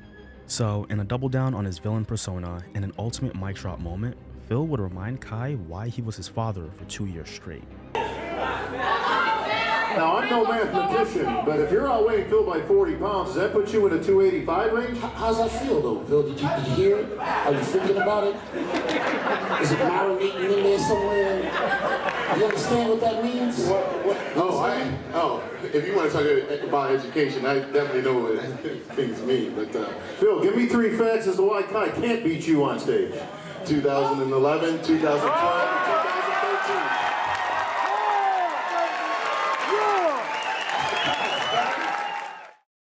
Kai and Phil had just had one of, if not the most explosive press conference interaction in the history of Olympia press conferences, and that interaction was just a foreshadowing of things to come. The prejudging for the Olympia was underway, and Kai and Phil were ready to put on a show. With tensions high, their adrenaline rushing, and the fans going crazy, Phil and Kai were out the gates hard and posing their asses off while trying to establish dominance over the other. Head judge Steve Weinberger had them stand next to each other on the far left during the initial first callouts, and right away you could tell it probably wasn't a great idea. Kai flipped his ponytail hard enough to whack Phil, a gesture which was not only obvious to the commentators but to Phil as well. Having anticipated these exact kind of antics, Phil laughed it off and maintained his composure. He even made sure to not give up any ground and not move an inch. Kai, however, wasn't done. He made sure to continue to invade Phil's personal space and get right up next to him, close enough for them to bump elbows, and during this back and forth, Kai snapped, and in the process created one of the most viral moments in bodybuilding history.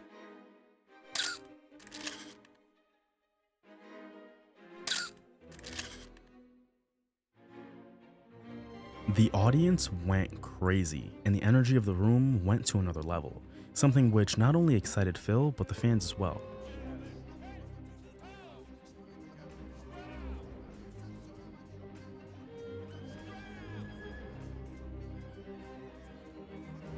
This was an element of bodybuilding that hadn't been seen at this level before.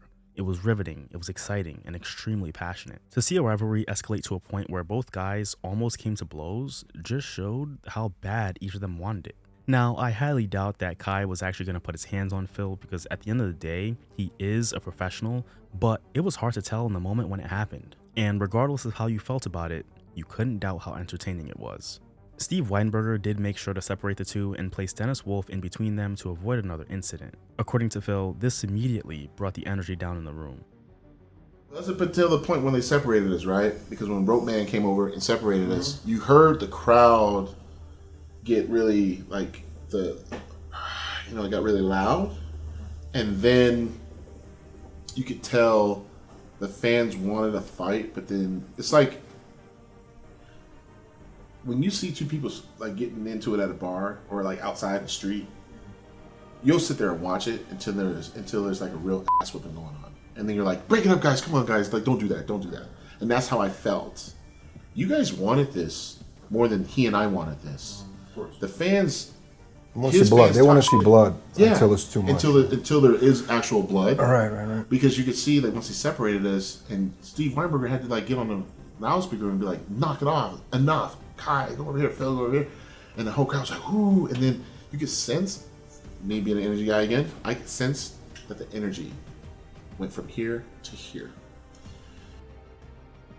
The prejudging was able to continue without incident as the first call-out ended with Kai and Phil being on opposite ends of each other. And then came the finals. It was clear that despite both being on the outside during prejudging, that Dennis and Sean were being compared for third and fourth, and Kai and Phil were clearly first and second. Even though this is a highly irregular structure for placements in the IFBB, it was pretty clear that there was a reason why they were separating Kai and Phil. And for those who understand the sport, it was actually pretty clear who the top contenders for first and second were. They both brought it, especially Kai, as he was bigger than he had ever been and exceptionally conditioned for that size. Phil was still bringing dense and full muscle with razor-sharp conditioning. That signature paper-thin skin proved to be beneficial again as his conditioning came through as it usually did. He once again had done enough to retain. The question was, did Kai do enough to beat him? The next name you hear will be your 2014 Mr. Olympia. Good. Crowd roars.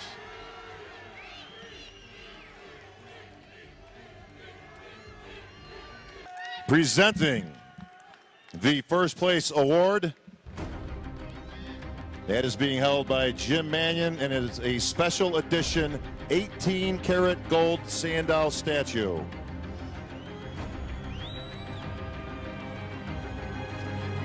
The Bentweeder Standard of Excellence Award will be presented by Mr. Rafael Santoja. They will take those awards. A check for $275,000.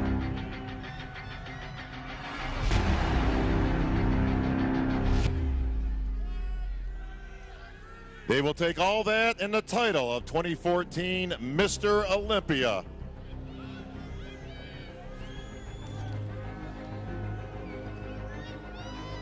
And we'll find out who that winner is right after these messages.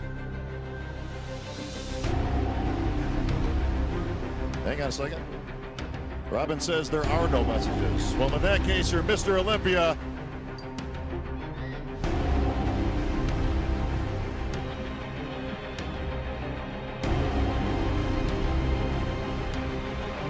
is four-time Mr. Olympia, Phil Heath.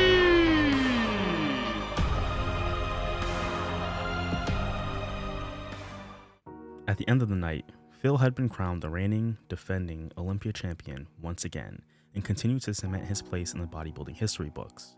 On his mental tier list, he had just tied Jay Cutler, which according to Phil, pissed Jay off so much that they didn't even speak for a while. Now at this point, Phil was an unstoppable object, and as he continued to move, his confidence would grow. He knew now more than ever that he could become the GOAT if he really wanted to. He had just beaten his biggest threat for 3 straight years and was given the vote of confidence by the judges that he was the guy and would continue to be. So why would he think otherwise? Four-time Mr. Olympia, Phil Heath. What's that you got, Phil? Man. You love your bling, but this is crazy. Look at that. This is amazing. I had no idea that they're going to 18 karat gold? Are you kidding me? That's I mean, the Phil Heath is a well, guess. yeah, the Sandow is one thing, you know, but to have it, this one's obviously special. I mean, no other Mr. Olympia has had a 50th, so this is definitely. I don't know where I'm going to put this one, you know, because I'm going to do a special case yeah, for that. With this has to go somewhere really special. Glass. Phil had become committed to focusing strictly on Olympia dominance as he decided to make his focus to win as many Olympias as possible. So his mind was only on the big show as he was committed to coming in improved as he always has, because at this point, it was still him versus him. This notion would only be exacerbated by the fact that Phil's biggest competitor would not be competing at the 2015 Mr. Olympia. In an announcement that made bodybuilding headlines, Kai Greene announced that he would not be allowed to compete at the 2015 Mr. Olympia for reasons that were unknown. 2015 Mr. Olympia is fastly approaching, and I am regrettably of the realization that I am not going to be allowed to compete. He alluded to the fans that there were things happening behind the scenes that he couldn't speak about publicly. Let me just say, behind the scenes, there is just so much more things that are going on than I'm at liberty to share with you. There is a lot more that's happening, and that is still in the process of happening, that I cannot say. This revelation was pretty inconsequential to Phil, because as much as he wanted Kai to compete that year, he knew that he could beat all the guys after him. Kai made Phil a better bodybuilder. He kept Phil at his best, pushed him to heights that no other competitor could. So to not share the stage with him in 2015 was a bittersweet feeling. While Phil didn't know it at the time, the 2014 Olympia would be the last time they would ever share the stage together, because Kai would never give Phil the satisfaction of beating him for a fourth time, ending their rivalry altogether due to issues that he had with the Olympia organizers and the politics that he felt were preventing him from receiving a fair shake. Phil looks back on his 3-year feud with Kai very fondly, because despite the heated moments that they had, Phil recognizes that Kai was the type of competitor that made him better, something which made their bond stronger over time. He's gonna freak out when I say this, but I love Kai Greene.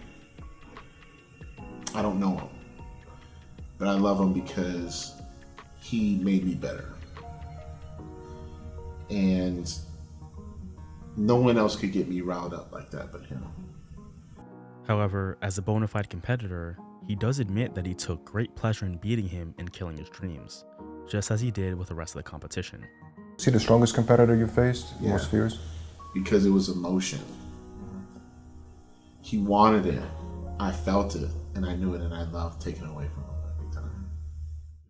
With Kai now out of the way, Phil viewed the rest of the competition as meat, because unlike Kai, the rest of the field was not as comfortable talking trash to him or giving him any fuel.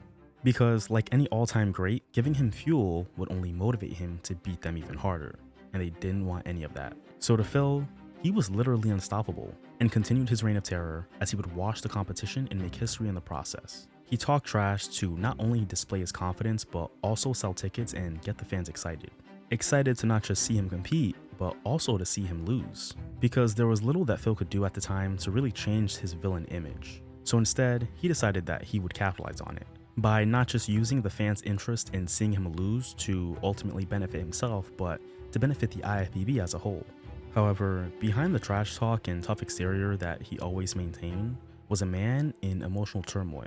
See, earlier that year, Phil and his wife of 8 years would decide to go their separate ways as the two got a divorce. Phil recalls this time in his life as very depressing because he felt the divorce was largely his fault. He even feels that getting married at that point in his career was not the right call. He considered his ex-wife to be his best friend, and to see their marriage come to an end was devastating for him. He did go to counseling to work on himself, but he felt that he needed to channel that pain the same way he channeled the pain from the death of his father, back into winning. Because if he didn't, he knew that he would end up on that dark path that sent him on that run when he was younger. I'm going to have to tell you, I'm sorry, but this was your last title last year. Sean Roden officially just took over. What do you say to this? He's beating you basically in every shot. You commented that he was Jamaican, right? Yes. He might have been smoking some hopium. At the 2015 Mr. Olympia, he came in slightly improved and defeated former Olympia champion Dexter Jackson, who brought an excellent package himself. But it wasn't enough, and Phil won his 5th Sandow.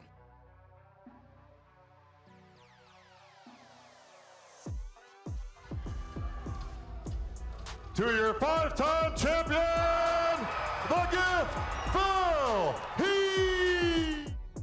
In 2016, the next closest contender was Sean Roden, who had been a staple for years but had never gotten so close to the champ. While Sean had brought his best package to date, he just wasn't sharp enough to take down Phil. And although he lost after coming so close, Sean never forgot that feeling. The title of 2016 Mr. Olympia is 6-time Mr. Olympia. There it Phil, is. the Gift. Phil Heath makes it 6 in a row. Ultimate Nutrition, thank you so much for believing in me. Thank you, my family, my mom, my dad, my girlfriend, Cherise, over there. Thank you so much. And I can't forget God. Thank you, God, for providing me this opportunity to be able to do this. I never knew I was going to be a bodybuilder, but damn it, I love every minute of it. This is awesome. At this point in the Phil Heath story, he's literally on top of the world and is a 6-time Mr. Olympia champion. Since he became champ, many men had tried and many had failed to take him down. He was accomplishing everything he wanted and more, and rewriting history in the process. He had even become the first Mr. Olympia to have a 7-figure deal from one sponsor. However, with this success came an immense amount of scrutiny. See, Phil was a juggernaut, and he was no longer just an athlete in the IFBB, but he became the face of the IFBB. Hell, it would even be fair to say that he was the face of bodybuilding as a whole. And this put him under the microscope that people in his position are often put in. And when you consider the nature of bodybuilding, this criticism was bound to affect him. With the growth of bodybuilding came the growth of many independent blogs covering the sport. So it was inevitable that a lot of these blogs and content creators would talk about Phil, and not always in the most positive light. Despite having been a champion and building the tough exterior, the mass influx of content on social media made it borderline impossible for Phil to be able to filter out all the hate.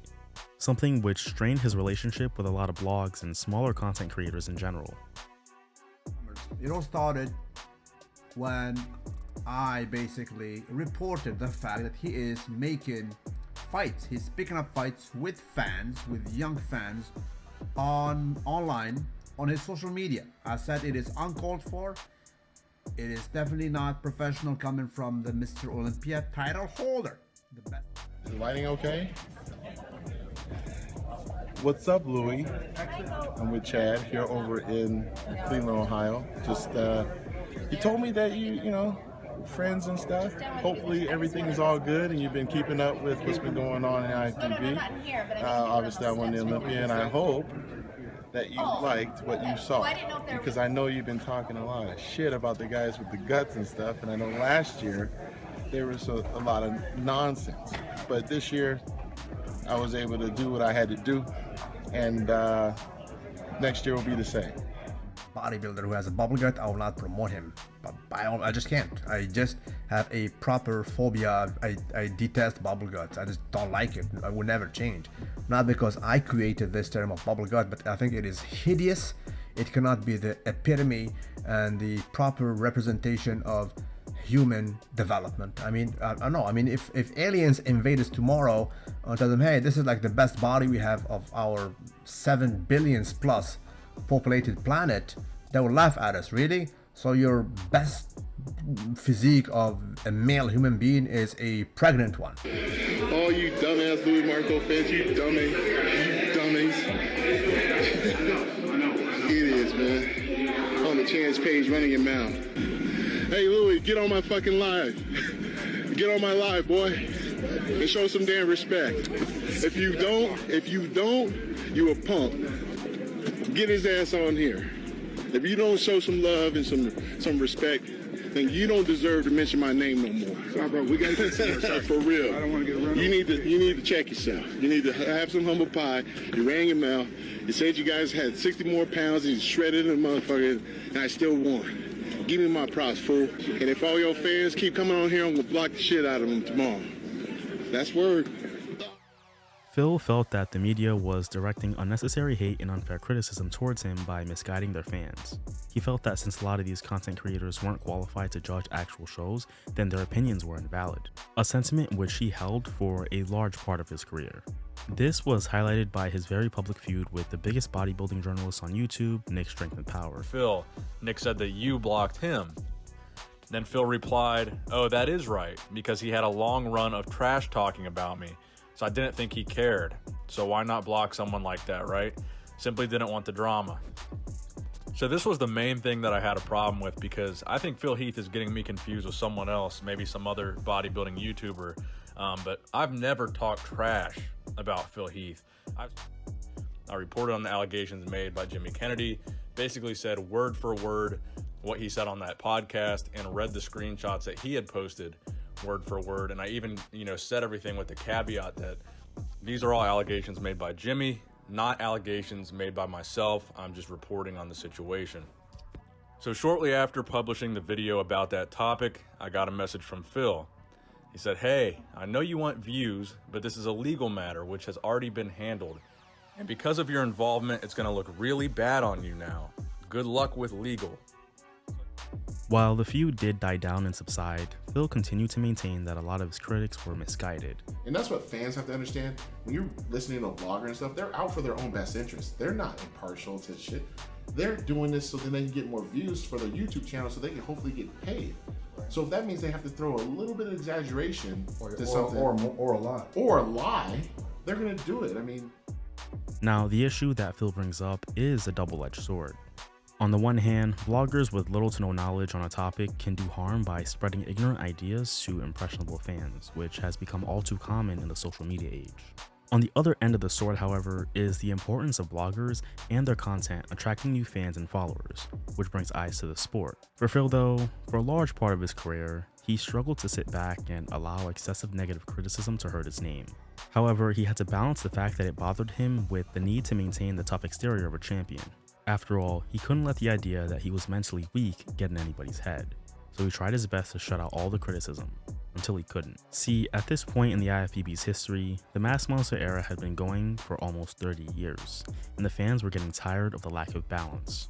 Judges had spent the last few decades rewarding mass and conditioning as the primary winning characteristics of a bodybuilder. The aesthetic, symmetry, and balance had seemingly been moved to the back of the list. This forced every pro to have to prioritize mass and conditioning, from Ronnie to Jay to Dexter to Phil. And this emphasis on more mass subsequently began to influence how Phil's physique had changed over time. And it also contributed to one major flaw in his physique that the fans had been noticing over the last few years: his midsection. Phil's midsection at the beginning of his reign in 2011 was as perfect as it could have been.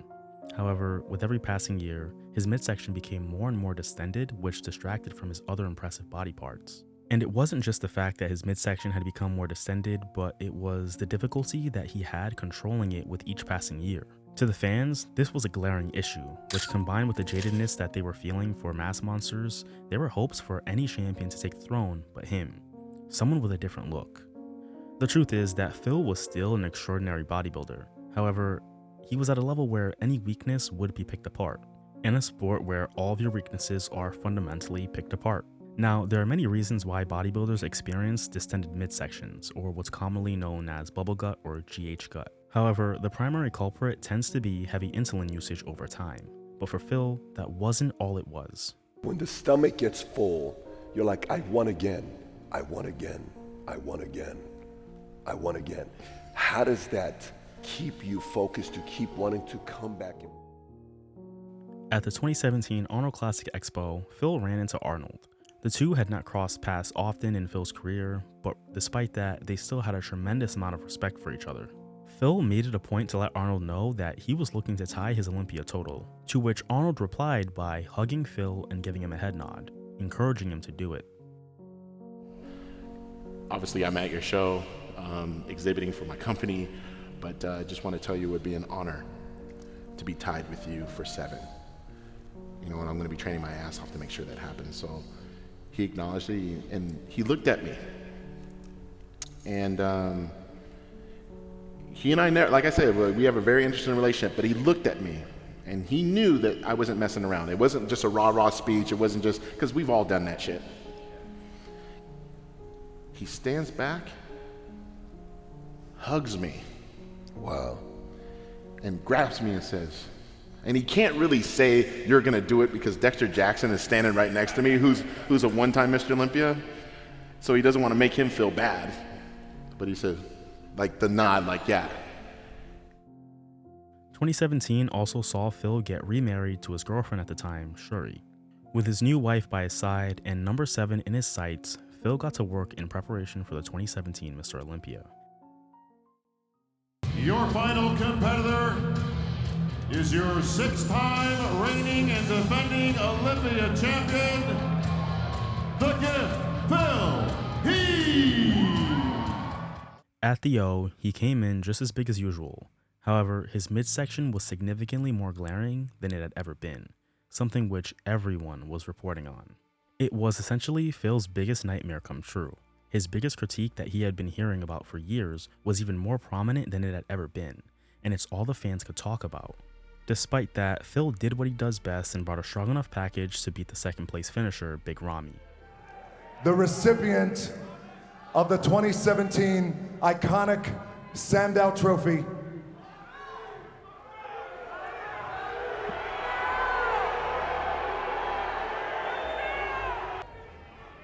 the 7-time Mr. Olympia, Phil "The Gift" Heath.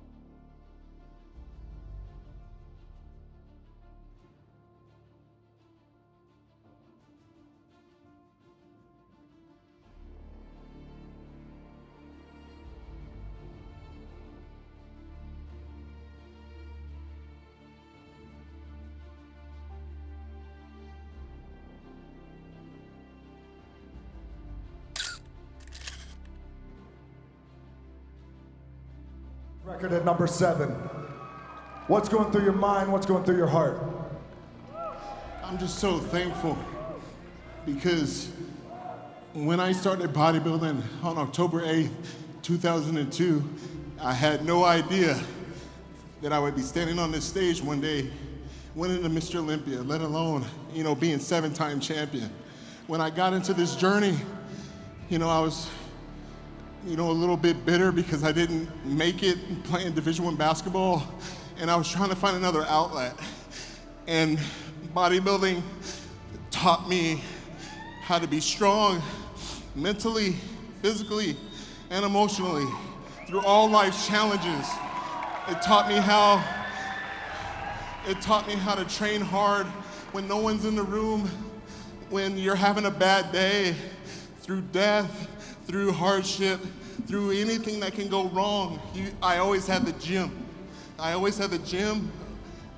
Over at Arm Breast, I could train. I could train any time of the day.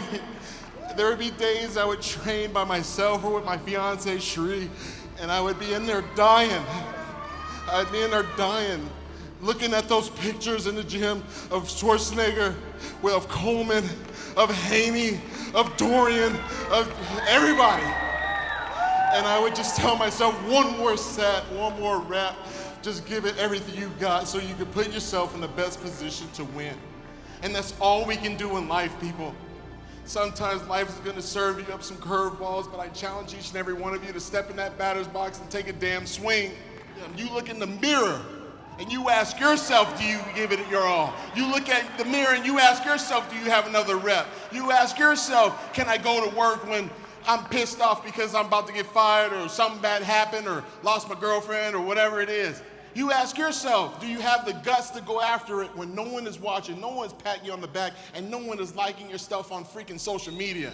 If you got the guts to go after it, you can put yourself in best position to win, and that's what I did through this entire prep. It was not easy. A lot of people say, oh, Phil, he's got genetics and this and that. I put that God-given talent to work each and every damn day in the gym. With Phil winning the Olympia becoming commonplace, the news and aftermath was less centered around his accomplishment and more on the critiques around his physique. The backlash was brutal, and the fans could not have been more vocal and disappointed in the lineup. Not just Phil, but everyone else as well. The rest of that lineup was also not as impressive as it should have been, nor did anybody stand out as a clear-cut challenger except Big Ramy. So Phil walked away that night with his 7th standout and an undisputed spot on bodybuilding's Mount Rushmore. But the hate and anger towards his placing could not have been greater. The fans and analysts alike felt that Phil's package was not deserving of an Olympia title, and that he shouldn't have won it all. Some also felt that Big Ramy had legitimately done enough to dethrone him. There's kind of one camp that has Phil as the unanimous winner, kind of saying the bubble gut was merely an illusion, it wasn't a real thing, and that it wasn't even really a problem. Then there's another camp, which seems to be the majority of online bodybuilding fans, that thinks Phil Heath's gut was completely disastrous, and he didn't deserve to win. So when he starts hitting shots like the front double bicep, the front lat spread next to Big Ramy, even though Phil still has that detail in his quads, he has that detail in his upper body, he has that crazy round fullness to his pecs, to his arms, to his delts. Louis Marco put it a very good way. He said all these body parts are connected to the gut, and the gut kind of links it all together. So in those shots, the gut definitely compromises a lot of those front shots and makes him look worse compared to Ramy. Oh, you hate Louis. Oh, you sucker. You still sad. You on burn. You melted down. You made all them damn posts. You made all them posts. Oh, you know you love me, boy. You know you love me. Oh, man. To Phil, this wasn't anything he hadn't heard before, and he was ready to tune it out and enjoy his offseason. He was officially tied with Arnold for Olympia titles, a feat that nobody could take away from him. At this point in his career, Phil was very health conscious. He would make sure to go get blood work done every 3 to 4 months to make sure that his overall health was still intact. Now, while blood work was a huge factor in maintaining his health, it could not catch everything. 2 weeks after the 2017 Mr. Olympia, Shuri announced on Instagram that Phil had undergone surgery to correct 2 major hernias while competing, which could have actually killed him. Her statement reads as follows: Phil was a day away from a very scary and possibly fatal intestinal strangulation. His belly button was more visible this year due to the fact that his small intestine was literally inside of it, pushing it forward right underneath the skin. Phil had 2 huge hernias, one above his belly button that spread 2 inches wide on each side where his upper intestines were caught within the torn tissue and muscle, and a lower abdominal hernia which was a part of his umbilical hernia that he was born with, which was repaired at age 2 and was done horribly wrong. This lower hernia was so bad that it tore from side to side, up and down, causing Phil to have a 3-inch hole that was 1 inch deep and 4 inches of his small intestines hanging over that hole. The doctor was able to push his intestines 5 inches back down into his abdomen and tighten his abdomen together and close the holes. The doctor came to me after surgery in shock that Phil was able to live this way. He explained that hernias are genetic, and Phil was born with very little tissue covering his abdomen. Doc also explained that Phil has been using only half of his abdominal muscles due to his hernia at birth. Phil has been an athlete all of his life, and this hernia was a ticking time bomb. He explained that Phil was a day away from a very scary and possibly fatal intestinal strangulation. His belly button was more visible this year due to the fact that his small intestine was literally inside of it, pushing it forward right underneath the skin. He said that out of the 20,000+ hernia repairs he's done, this was one of the worst he's seen. Phil accepts all the hate that comes with being a champion. The reality is, we live in a very troubled and hateful world. Phil and I have received so much vile and hateful comments and even death threats over his stomach this year. There is no denying that Phil was incredible on stage, bringing one of his most hard and conditioned packages yet. I'm still in shock he was able to do this all while in pain and days away from being hospitalized. I would like to thank all of his true fans and those of you who love the sport of bodybuilding. The positive messages that we received did make Phil smile. He's 7-time Mr. O, but he's a human being first. To those of you who realize that, thank you. Phil had been dealing with a serious hernia his entire life. From basketball to his bodybuilding career, he was dealing with a medical issue that he hadn't realized could kill him. As genetically gifted as he was, this intestinal issue, some would say, was a genetic curse and not a gift. Despite that, however, Phil was able to overcome the odds and continue to win, 7 times to be exact. 1 month after the announcement from his fiancée, Phil elaborated on the experience in an interview. Phil says, "You know, I almost died. I thought I just had a hernia until I went in for surgery. I was faced with intestinal strangulation, and what that does is it cuts off the blood supply and later on can lead to emergency surgery, leading into possible death. When the surgeon opened me up, my intestines exploded out. It was a nightmare." Phil admitted that he was in a serious amount of pain before the 2017 Olympia, but ignored it due to his bend but don't break mentality. In his words, Going into the Olympia, I had some discomfort, but being a champion, you just have to block out all pain. I've been cleared to train, I'm happy to relive, I'm starting from scratch. My target was winning 10 Olympia titles, but now I could do more as I got through this. Phil recalls the surgery being an extensive procedure. He was originally supposed to go under for 30 minutes, but the procedure lasted hours, but luckily for him, he made it. To Phil, this was somewhat of a revelation instead of a setback.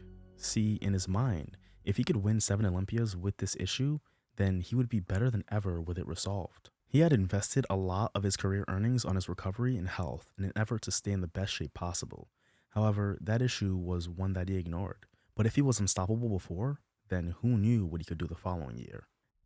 This is gonna feel like you got shot in the chest. And then it like felt like it, like right before he said it, and I was like, that didn't feel good. As the 2018 season rolled around, the fans kept wondering what would it take for a change. While Phil was a cemented legend at this point, there were legitimate questions as to how long he could, or should, keep dominating. His goal was 10 Olympia titles before retiring, and if he remained in the judges' favor like he had been for the past 7 years, then it could happen.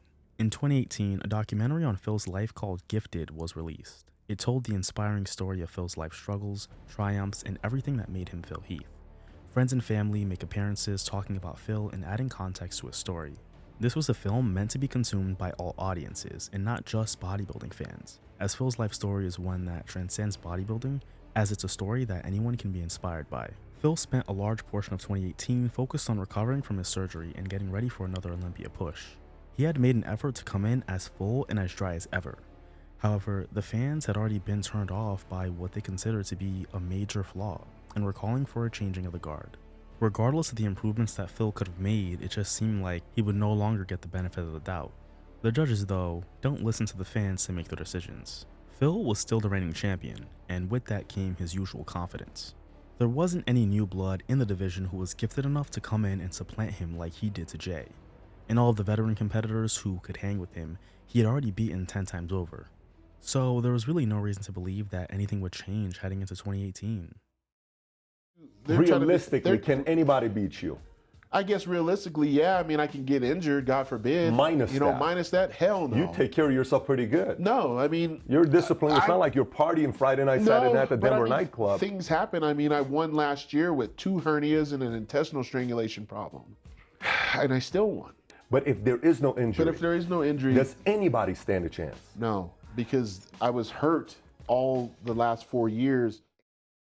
However, for the first time in a while, Phil had been getting a lot of chirping from a fellow competitor, someone who was on the long list of names that he had beaten before. This competitor, though, had never been this vocal about beating Phil. This man was Shawn Rhoden. Shawn had been beaten by Phil at every show that they had ever competed in. Phil had his number and had long since proven to be the better bodybuilder. In fact, the one time Shawn even got close to Phil was at the 2016 Olympia when Shawn took second. But interestingly enough, Shawn became extremely vocal about how he felt about Phil, more than he had ever been before, and he did this knowing that Phil was the bear you did not want to poke. And Shawn kept poking, and while poking reinforced the idea that he was planning on being better than ever, it was clear that Shawn was extremely confident in himself, more than he had ever been. Tell me what's going on with this. The confidence level has to be pretty high this year. You know what it is, man? It's. I told myself I've been here so many times, with this Olympia prep, and this time around, I mean, everybody know that you're going to be in shape at the Olympia. It is Olympia. It's the pinnacle of bodybuilding. This year, I just don't give a shit. I'm like, this is me. Here I am. I am going to be my all-time best. And I remember texting Chris and said, hey, this Olympia, it's all in. It's like I'm going for broke. Like, whatever it takes to get this one, like, I'm all in.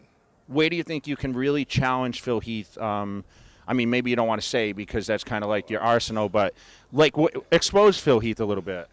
I mean, he's narrow. I think his front double bicep is crap. His front lat spread look like a crab. I don't think he's ever done a side chest. This is not a side chest in a pose. And abs and thighs. I mean, there are 7 other poses besides a rear double bicep. So, yes, he has, probably one of the best back in the history of bodybuilding. That doesn't mean that, if, someone like myself that working everything that I need to work on, bring my back up and go blow for blow each pose, at the end of the day, condition, shape, size. I mean, this is the biggest I've ever been, 262, 3 weeks out from the Olympia. Congratulations to Mr. Olympia for what he has done, but I don't think he has done anything for the sport of bodybuilding personally. For someone that has won that many titles, what have you done for bodybuilding? I look at, someone like yourself who was retired, and I'm like, wow, Jay's at the Army base. Wow, he's not even competing. I was like, but, to see, four-time Mr. Olympia retired and still out there on the daily grind, and then the current Mr. Olympia that doesn't travel. That doesn't benefit our sport at all. And if you're seven-time Mr. Olympia, there should be a whole lot of shit that you have done with those 7 titles to bring, more attention to bodybuilding, more notoriety to bodybuilding, besides just saying that I got 7 titles. And I think it's time for a change. He was coming off of a 5th place placing after having had a broken jaw during prep, preventing him from being able to adequately eat solid food. That year, he wasn't himself, but his renewed confidence and willingness to criticize Phil was refreshing to a lot of fans, and reintroduced the friendly jabbing that the sport had been missing. This sparring continued into the 2018 press conference when Sean doubled down on everything he had ever said about Phil, right in front of him. His confidence was calculated, his demeanor was cerebral. Sean genuinely believed in his heart that he would beat Phil, and it was clear. But Sean Roden broke down each pose for Phil Heath. Are you going to beat him in every pose that you mentioned? Because you started with the front double biceps all the way to the back double biceps. I've studied each and every opponent that's on the stage here. Phil is the 7-time Mr. Olympia for a reason. And I've trained my ass off this year with the attitude of I have nothing to lose. And Phil is the current Mr. Olympia 2017. If I didn't do my homework, I shouldn't be up here. If there's one person on stage that didn't train to be number 1 in 2018, they should not be on this stage. If you're training to be number 2, you should stay home. Let's break down pose for pose. This is your words. Phil's front double bicep, crap. Lat spread, crap. Side chest, he never done a side chest. Yes, I did say all those. You saw the Jay Cutler interview. I was just speaking facts. And as I said, I've done my homework for 2018. Last year, I started my prep off with a broken jaw. I had to eat to a straw and still make the top 5. I've had plenty of time this year to get my shit together, to come back here and get back on the stage and present myself as Mr. Olympia. I have nothing to say to him. Talk is cheap. He'll find out tomorrow, and he'll have that same looking Eeyore-looking face backstage. The last word of the day, because after this, it's all business. All the talk is done, Phil. All the smack talk, all the stuff on social media, all the everybody exclaim they're going to bring their best package. They're going to do this, they're going to do that. What are you going to do? Win. Simple as that. It made myself and the rest of the fans wonder, what is Sean going to bring to the stage tomorrow? Whatever improvements he had made and whatever package he was going to bring would surely be different than what he had ever brought to the stage before. But whether he could back up all of the talking that he was doing would reveal itself during the prejudging. Yeah, but Phil's relaxing the midsection just a little bit too much for my liking. He's leaving the door open for these guys, man, and he needs to pay attention to all the aspects of this competition when he's posing. It's the prejudging for the 2018 Mr. Olympia, and Phil comes out looking a lot bigger and just as full as the previous year. His midsection, however, was clearly still an issue, and it was almost more glaring than in 2017. But on the other side of the spectrum was Sean Roden, who brought a package that could only be described as jaw-dropping. Sean was not necessarily bigger than in 2017, but he was tighter, drier, better conditioned, and brought a tight midsection that accentuated his aesthetic. His physique and its polish only exposed Phil's biggest imperfection in a really big way. And what didn't help Phil was the fact that he was struggling to control his midsection. When he controlled it, he looked fine. However, in between poses, he would let it go, and it wasn't a good look, something that Sean actually called out, creating yet another viral stage moment. And here's Roden throwing down the challenge. Let's go, guys! Knock it off! Steve Weinberg. And I'm surprised he didn't hold it longer, and now he's relaxing his midsection. Never relax. Phil Heath is making his money on the quads tonight. That's what's keeping him in that in that group, right? Because Phil Heath, But when he relaxes his stomach, that's the problem. It's killing me right now. The midsection for Phil Heath is an issue. It's looking different. The two went blow for blow each pose, just like Sean said they would, and gave it their all. Phil shined in the back double bicep as always, but in a pose where Sean used to lack, he wasn't too far behind. He shined in the front poses and held his own in the side poses where Phil typically dominated. The disparity between the two was no longer as great as it once was. Sean had a legitimate shot at dethroning Phil after the prejudging, as he had legitimately brought a physique and package of an Olympia champion, and that much was very clear. Heading into the finals, to a lot of fans, Sean had done enough to win, but to Phil, he was still champ. He even recalls walking out on stage during the prejudging and hearing the fans go crazy. He was also swarmed by reporters after the prejudging, which has always been a strong indicator that he was in the lead. Unfortunately for Phil, however, he would find out that that wasn't the case. Phil's in his hotel room feeling confident that he had just secured number 8. That is until Hani Rambod walks in and gives him news that he wasn't prepared to hear. Essentially, whoever talks to us, is trying to do us you a favor. That's how you have to look at it. They're just trying to do you a solid, right? So of course I'm asking questions. I'm asking everybody. I'm asking different officials, different people, different people. I ain't gonna name names. They know who they are. And they're like, it's close. And I'm like, how close is it? You should prepare yourself. That's bull. Vague. Very vague, right? That's bull. I should prepare myself? Okay. For what? That means I lost. He's like, what do you want to do, man? He's looking at me and I'm like, I don't know, man. Let's just go for broke, dude. Let's just come in full or this shit. Not these guys, but you know what I'm saying? Like, just like, this, man. I'm going out swinging, man. Like, this is bullshit. So I'm like, all right, I could be a total and throw a fit, or I could just fight, man. Just fight. Phil, realizing for the first time in his reign that his title was in danger, had to shift to a new mentality. He was not only behind, but now had to make up ground for a comeback win, a position that he was not used to being in. However, having the heart of a lion and being the competitor that he was, he went into the finals ready to go to war. If he was going to lose, he wasn't going to lose without a fight. He was going to make Sean earn it. When the finals rolled around and the final comparisons were finished, Phil made sure to show the judges that he still deserved to be champion by making Sean pose down with him and proving he was better. In an odd revelation, Sean did not have the same enthusiasm. That desire to do battle was not there, which made Phil realize that Sean had already won, a realization which hurt him to his core. I'm just like, nah, fat lady I don't see no fat lady over here singing, so let's just go ahead and keep fighting. I'm over here on the right, hitting poses. Everybody's kind of avoiding me. I'm like, oh, hell no. Sean, get your ass. So I walked over there and said, oh, no. I grabbed him by the arm, and I'm glad that he was willing to partake in this. But I said, you're gonna beat me. We're going to hit some shots. And we did. And the crowd was going crazy and stuff. And I was like, hell yeah. You're going to hit these back double biceps. You're going to hit this most muscle. You're going to hit this. But his mannerisms was like, they probably already told me I won too, Phil. They already gave me the heads up that this is mine. Because his demeanor was not like, Phil, I want to battle with you right now. Because if you already have a hint that you already won, what's there to battle for? There was no battle. Despite this, awards had not been given out yet, and Phil deep inside may have still been holding out hope that he did in fact win. But unfortunately, that would not be the case, as Sean Roden would be crowned the new Mr. Olympia champion. I will now announce the winner of the 2018 Olympia.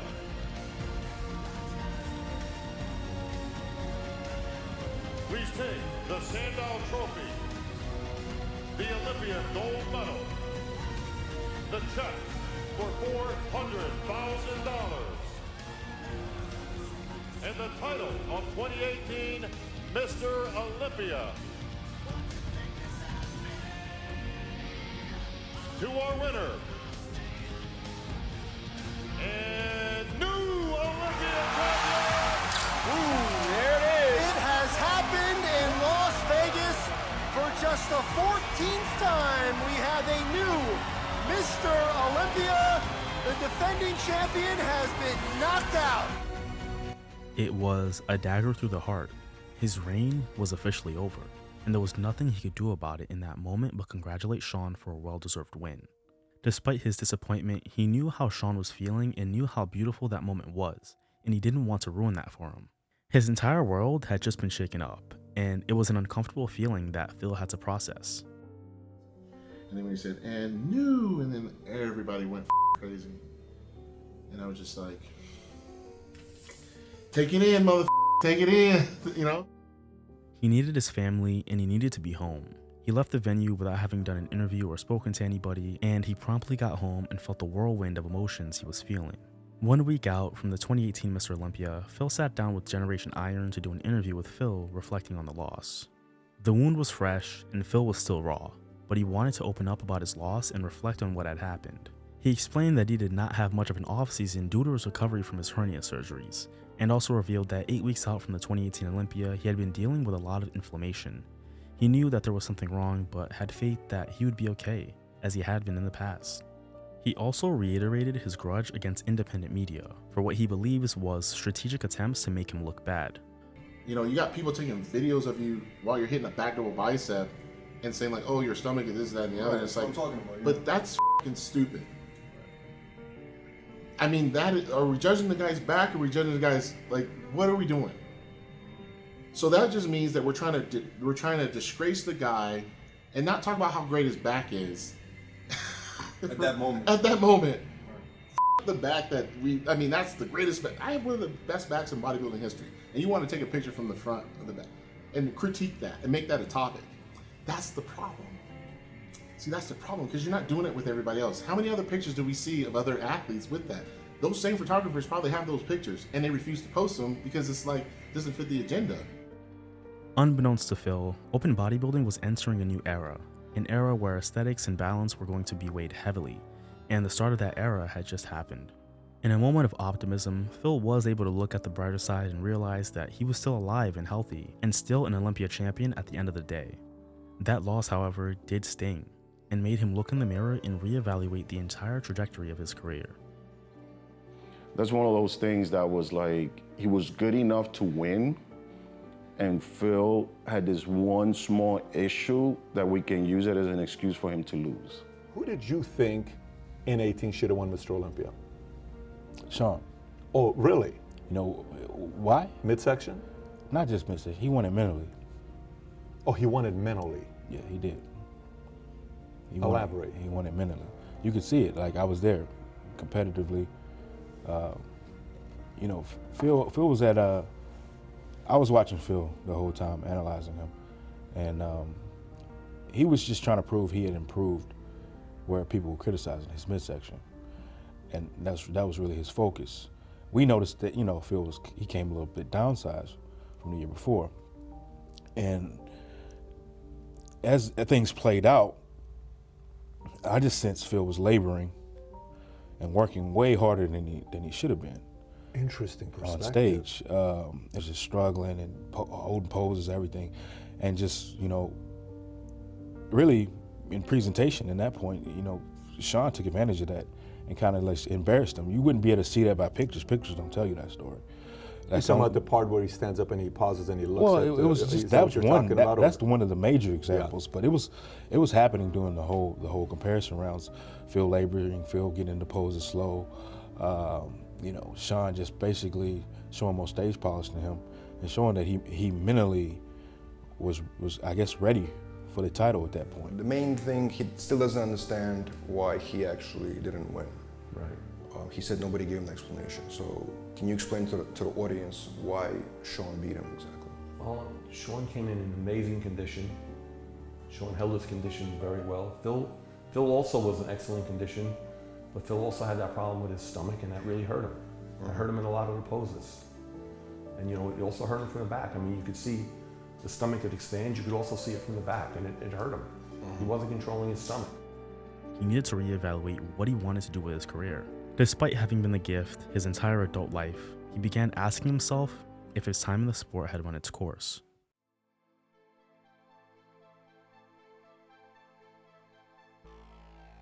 "2019 represented a new reality for Phil. This was his first offseason not being a reigning champion, and it was something he needed to adjust to. He was no longer on top of the game like he had been before and needed to figure out how he would move forward. Was Phil done? This was a popular narrative among the entire community and pundits alike. These sentiments were valid. Shawn Rhoden, despite being the oldest Mr. Olympia to be crowned, clearly had a few more good years in him on the big stage.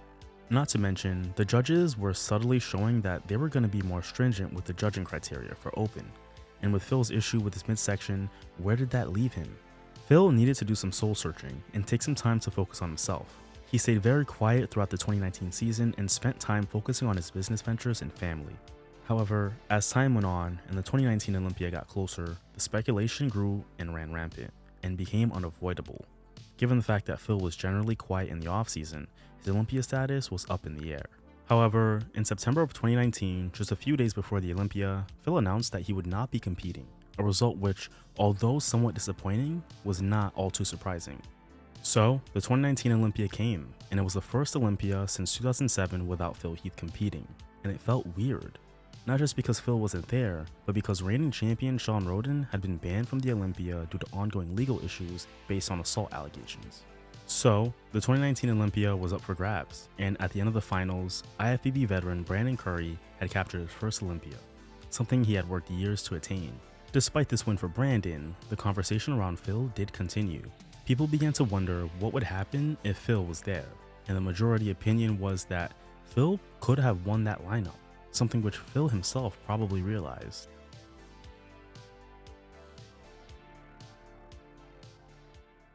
What we're creating here is something immersive, is something experiential. We can create something for people that could make their lives better. We are bringing you Athleticon 2020 in Atlanta at the Georgia World Congress Center. Phil Heath's good friend Dwayne "The Rock" Johnson and his business partner Danny Garcia launched Athleticon in 2019. It was marketed as potentially going to be the biggest fitness and entertainment expo of all time. With The Rock's name attached, there was good reason to believe in Athleticon's potential. Making things more exciting was Athleticon's Icon World Classic, which would have been open to IFBB pros and counted as an Olympia qualifier. Phil's relationship with The Rock opened the door to possible potential that Phil would compete at Athleticon instead of the Olympia. Hell, there was even speculation that Kai Green would make his return to the stage for one more battle with Phil. However, due to Kai's consistent trolling over the years, there was no reason to believe that this would actually happen. The pandemic delayed Athleticon, which was originally scheduled for October of 2020, so Athleticon was no longer in play, something which Phil confirmed himself. However, on some of Phil's social media posts in 2020, he was definitely cooking up something. Contrary to how he was on social media in 2019, Phil in 2020 kept showing the fans that he was in shape, something that he only ever did if he was really going to compete. So, of course, in the months heading into the Olympia, there was this feeling that we may see Phil on stage again. And as the Olympia drew closer, we were getting more and more evidence of that. So, in August of 2020, Phil shook the industry and announced on his Instagram that he would be making his much anticipated return to the Olympia stage. This news was massive, as Phil would become the third Mr. Olympia winner to be added to that lineup and make it very interesting in the process. He'd have a little back and forth with reigning champion Brandon Curry heading into the show, with the most hilarious part of this little back and forth being Phil's camp referring to Brandon as beefcake. So I read this article out and it was on deadline.com. The link will be in the description as well if you do want to read the full article. And basically in the second paragraph it says this. So it says about what the story is about. It says overcome injuries that come with 18 years of physical and mental sacrifice, and the beefcake that filled the gap while he was away and will be on stage against him. So obviously there's two guys that filled the, I suppose, the one guy that filled the gap really is Brandon Curry. So I'm assuming they're talking about Brandon Curry, and I love Brandon Curry's response because he posted it up on his story, and then he posted the photo of Cartman off South Park with beefcake written across his top in a weight gain 4,000 tub, which is hilarious, and he just typed in beefcake with a little emoji there, then hashtag 15, hashtag Mr. Olympia. So I love that sort of. Either way, Phil Heath's return to the stage would be huge for bodybuilding. In the background, Sophia Entertainment was producing a documentary on Phil's life and prep as he was on the journey to number 8. The documentary was called Breaking Olympia and set to be released sometime after the show, and would have surely been a major hit if Phil could reclaim the throne. It would have documented one of the most historic victories in Olympia history if Phil could pull it off. Reason number one being that in Olympia history, there had only been one champion to be dethroned and then come back and regain the title, and that was Jay Cutler in 2009. If Phil could win in 2020, he'd become the second champion to accomplish that same feat. He was also 41 years old heading into the Olympia, which also would have put him in the history books as the 4th man 40 or over to win the Sandow, along with Sean Roden, Ronnie Coleman, and Chris Dickerson. On top of all of that, Phil had been top 2 for 9 competitive seasons, and a top 2 finish in 2020 would push that record to a decade, putting him in the company of Jay Cutler. However, all of the aforementioned history that could have been made was contingent on Phil coming back better than ever. This was a major question heading into the 2020 Olympia because of the year that Phil took away from the stage. What improvements did he make? Was he going to be the Phil Heath that we knew? Would his age finally start to show on stage? These were all questions that fans reasonably had heading into the show. But the general consensus did seem to be that Phil would come back to form, if not his prime form, something close to it. Whether it was the anticipation of his return or the fact that there was no clear-cut frontrunner, many analysts were not ruling out the possibility that he could win the show. Either way, Phil's inclusion in the 2020 lineup made things significantly more exciting, because we would either see the Gift make one of the greatest comebacks in bodybuilding history, or see Brandon Curry repeat. Or a talented dark horse who's been flying under the radar would come in and shock the industry. But all of that would be revealed on the night of December 18th when the Gift would return with a ton of anticipation and expectation. At the end of the day, I have plenty to be thankful for. Job's just not finished. I'm just ready to get this shit started. I'm tired of sitting here. I appreciate it. And I'm being honest. Like, I'm thankful for being able to come here and actually have a show to compete at and do my thing. But I'd be fooling myself and I'd be dishonest. I told myself I'm going to be completely vulnerable and real with the fans when it was time. This is the time. I'm here not to play any fucking games. I'm here to go get my title back. I'm gonna do it, and that's it. I don't care what anybody else says. I know what I want. I know I've done it before, and I'm here to do it again. Now,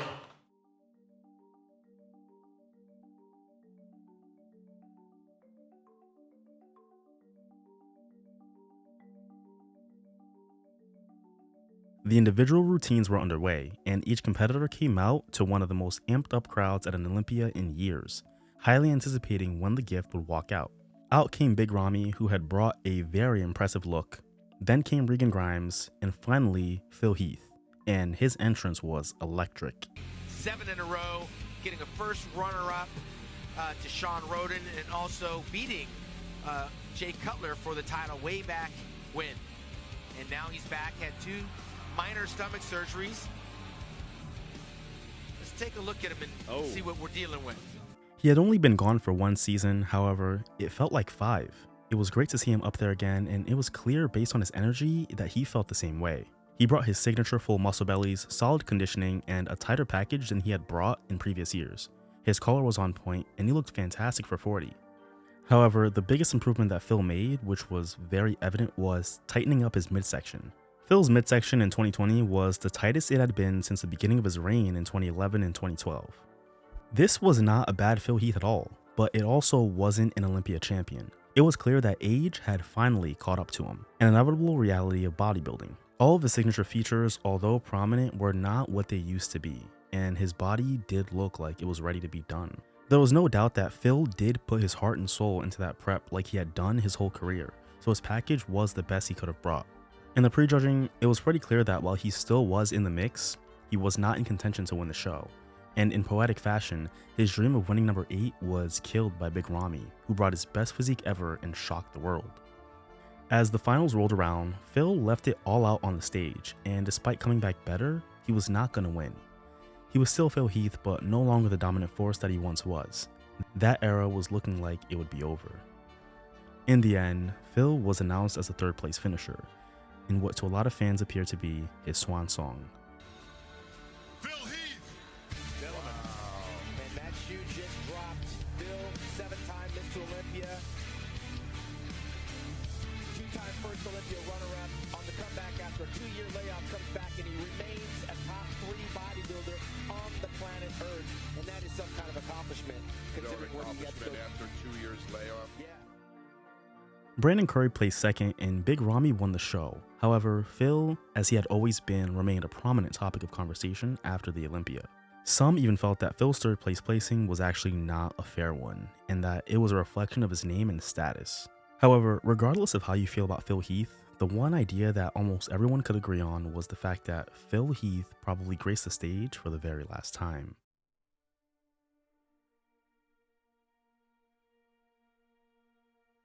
It's no secret that all good things eventually must come to an end. It's an inescapable fact of life, and something that rings true in the sport of bodybuilding, which is a young man's game. With the running narrative that Phil Heath was officially done, his future in bodybuilding was undoubtedly in question. Speculation is widely uncontrollable, and unless Phil officially announced his retirement, there would always be that hope that he'd attempt to pursue number 8. In 2021, however, that thought would be put on the back burner. Phil shifted more of his time and focus on his business ventures and becoming more involved in the bodybuilding community as an ambassador. He seemingly spent more time doing interviews and press tours than he had ever done in his career. But what was most notable about this was that Phil seemed to be enjoying himself. It definitely didn't seem like there was any kind of urgency to step back on stage anytime soon. There were no announcements or plans for him to compete again, but he definitely seemed content embracing a non-athlete role, something which was different for the fans but also pretty welcome, because Phil was showing a side to him that the bodybuilding world had seldom seen, and we loved it. Phil was continuing to update the fans about his life on social media while continuing to be an active member in the bodybuilding community. While doing that, however, he would allude to the fans that he had some big things coming. Considering that Phil was a businessman, this could have meant anything, but you know how the fans are. As much as the IFBB and the title of Mr. Olympia have done for Phil, he's used that title to capitalize on all of his other business opportunities. As much as Phil was villainized during his reign of terror due to winning every year, he subsequently became the underdog upon his return to the stage. A different underdog than he had been before. This time he was the underdog who could have made history, which became something that the fans actually wanted to see. Phil losing in 2018 satisfied the innate desire to watch the juggernaut lose, but watching him come back created this new desire to see him rise from the ashes and reclaim glory again. Because the comeback story is one that is loved in American culture just as much as the underdog story is. So as the 2021 Mr. Olympia drew closer, the cycle of speculation started up again, and the fans were wondering whether or not Phil would compete, but this time with a little less optimism. So when Hany Rambod announced that he would be sitting out that Olympia, it came as a surprise to very few. But one thing that came as a bit of a surprise at the 2021 Mr. Olympia was Phil's hidden talent at commentating. See, during the 2021 Mr. Olympia, Phil went on Patrick Bet-David's Valuetainment Sports Network and did a live stream of the entire show, and it was honestly amazing. It was so impressive, in fact, that I muted the original live stream to listen to Phil's live commentary. He broke down not just the art of bodybuilding, but the technical aspect of posing and judging criteria in the most palatable and engaging way that I've ever seen anybody do. This wasn't surprising considering that Phil is a student of bodybuilding. After all, this is the man who read every book and magazine he could get his hands on and dedicated the majority of his life to the art. But I couldn't help but be impressed because that level of commentary combined with his enthusiasm was something that bodybuilding had been lacking. It had not just myself but many others wondering, can he please do this every year?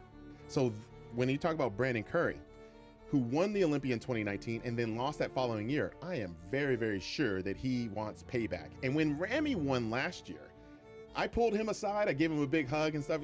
You know, we had some pleasantries going back and forth, but I grabbed him and I told him, I said, I know you're happy, but you have to be better. So even for Roy, what he just mentioned, like, you know, he may have had like an ingrown hair here and there or whatever. You literally have to consider what type of skin texture do you have? How does your body respond to being shaved as far as like wax or those creams My chest or did whatever? Not like it. I had bumps. Right. Whatever. So there's that type of prep of exfoliation night during the pre-judging. They're going to call them by number or name. They're going to bring them out maybe in a group of 4 or 5. They're going to move them around doing different poses and bring in some other people, move some other people back. This is a good opportunity for our listeners. What poses are they going to be judged on here? And we have some graphics behind us that we can pull up. What are the poses that these guys are going to be judged on, and what are the judges looking for in those poses? So we're going to have front double biceps like we have in the back, right? So the front double.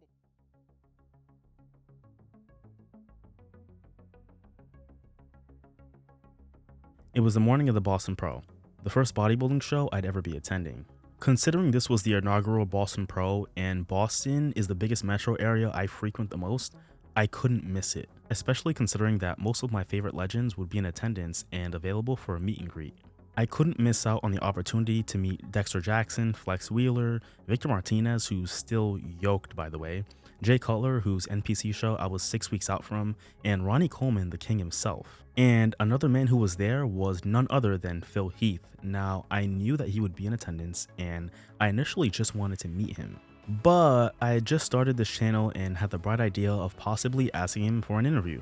I felt like it was a long shot considering the fact that I had like 8 subscribers and I was going to be meeting him for the first time. Not to mention, he didn't have the best history and relationship with independent media, but I figured the worst he could say is no, right? Now, the organizers separated VIP ticket holders and general admission and had us walk through a mini museum that they created. After a little bit of time waiting, I finally got into the prejudging. It was actually pretty incredible getting to see some of these pros on stage and in person. Seeing them on Instagram is one thing, but being 30 feet from them and getting to observe the detail that they have in their physique just exemplified the ridiculous amount of hard work that they actually put in to get there.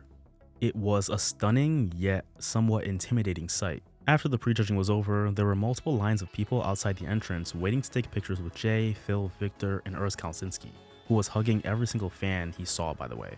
But I made sure to get in line and get at least one picture with all 3 of them, just so that I wasn't a completely foreign face when I saw Phil later. After the pictures, I went to get a quick pump at the nearest gym I can find, ate my meals in my car, and patiently waited for finals to roll around. Once I got back to the hotel, the VIP section was available for entry. In came Dexter Jackson and then Flex Wheeler. And at this point, there was a lot going on, but I turned to my left and see a crowd of people surrounding someone. After I maneuver my way by the crowd, I see that it's Phil Heath, who was just talking. The meet and greet hasn't even started yet, but Phil was shooting the shit and answering questions from this entire crowd of fans about everything. Fitness, business, and his personal life. Phil was an open book, and I could tell right away that he was genuinely happy to talk to the fans. Not only that, but he was actually invested in having a substantive dialogue, something which has always been a big characteristic of his. Phil had cited Ronnie Coleman as one of his biggest inspirations due to his willingness to have a conversation with every fan, and Phil had clearly been inspired by that. The king himself was also in attendance. Now, Phil is a great orator and speaker, and when he talks, he immediately grabs your attention. Hell, I was across the room and still peeking over to try to hear what he was saying. But after that was done, came the official meet and greet and my big moment. The moment I really drove all the way to the Boston Pro for. I was going to interview Phil Heath. On my way there, I had it all planned out in my head. I knew what I was going to ask him, and I knew how I was going to ask it. And I really wanted to make a strong impression and, most importantly, make him feel comfortable talking to me. But as I was in line, I went from feeling confident to feeling like B Rabbit in 8 Mile. Palms were sweaty, knees weak, arms were heavy, and I was shook, alright? Phil is an unintentionally intimidating guy. Now, I had already met him, but that was just a very quick picture. This was going to be an entire conversation. And the moment I realized I was up next, I forgot every question I was going to ask. I drew a complete blank. And then the person in front of me left and Phil turned his head and attention right to me. And I thought to myself, holy shit, this is it. I went up to Phil, shook his hand, and realized that I was looking greatness in the face, and it was definitely a bit intimidating. So I asked him as politely as possible if I could ask him a few questions for my YouTube channel. And as soon as he heard that and saw my microphone, I shit you not, he lost a smile on his face. It's like he heard YouTube channel and got PTSD, and I understood why. I totally got it and would have been perfectly fine if he declined. But as much as I could tell he was really reluctant to do it, he still gave me a nod and said sure. And at this point I understood that it was a pretty big placement of trust in me, some random dude he didn't know. But I wasn't looking to make him look bad or weird, nor was I looking for some kind of viral moment. Hell, I didn't even have a good idea of what I was going to use that piece of content for at the time. I knew I just needed to step outside my comfort zone and do something to put myself and my channel out there. And I felt what better way to do that than to ask one of the GOATs for an interview.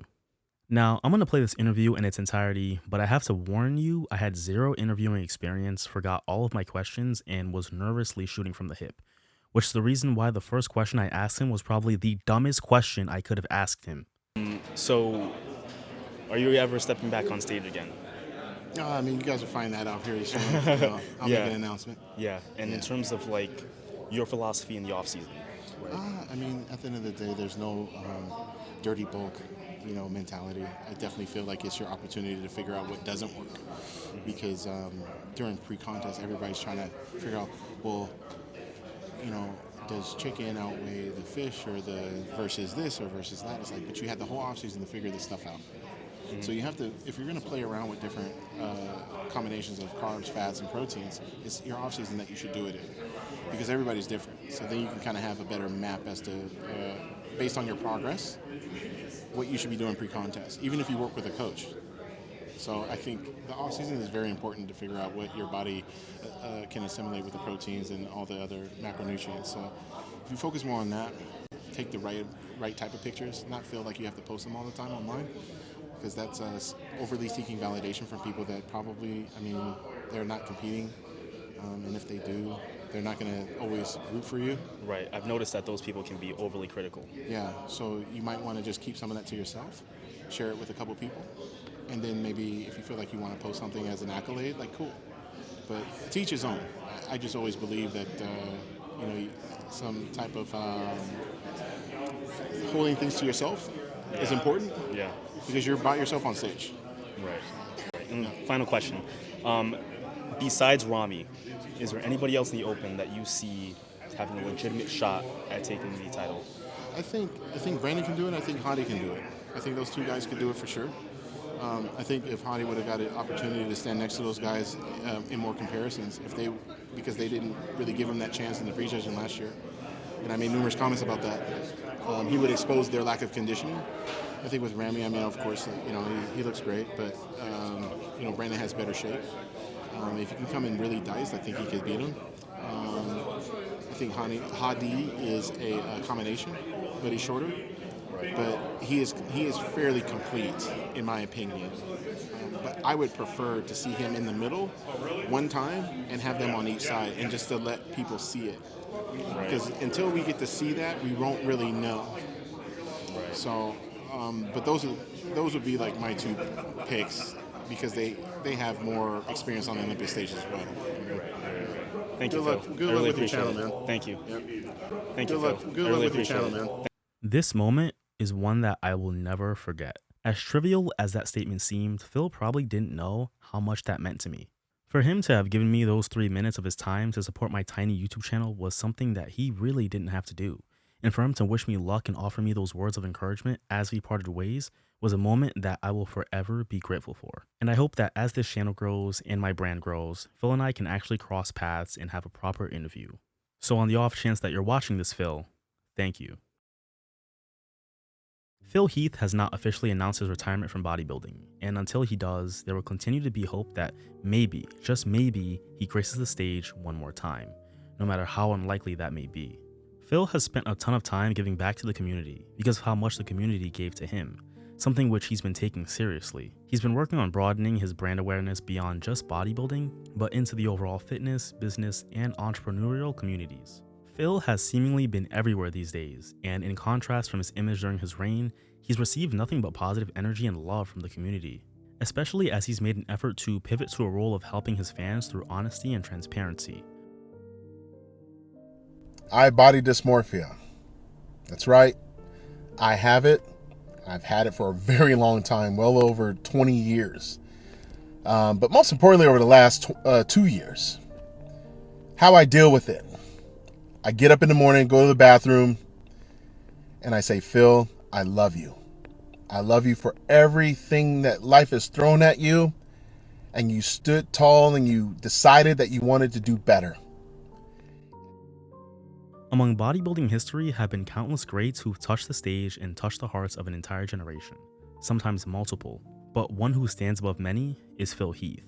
Behind the posing oil, the tan, the muscle, and the intensity is the resilient champion from South Seattle who was determined to be great at something, and boy did he do it.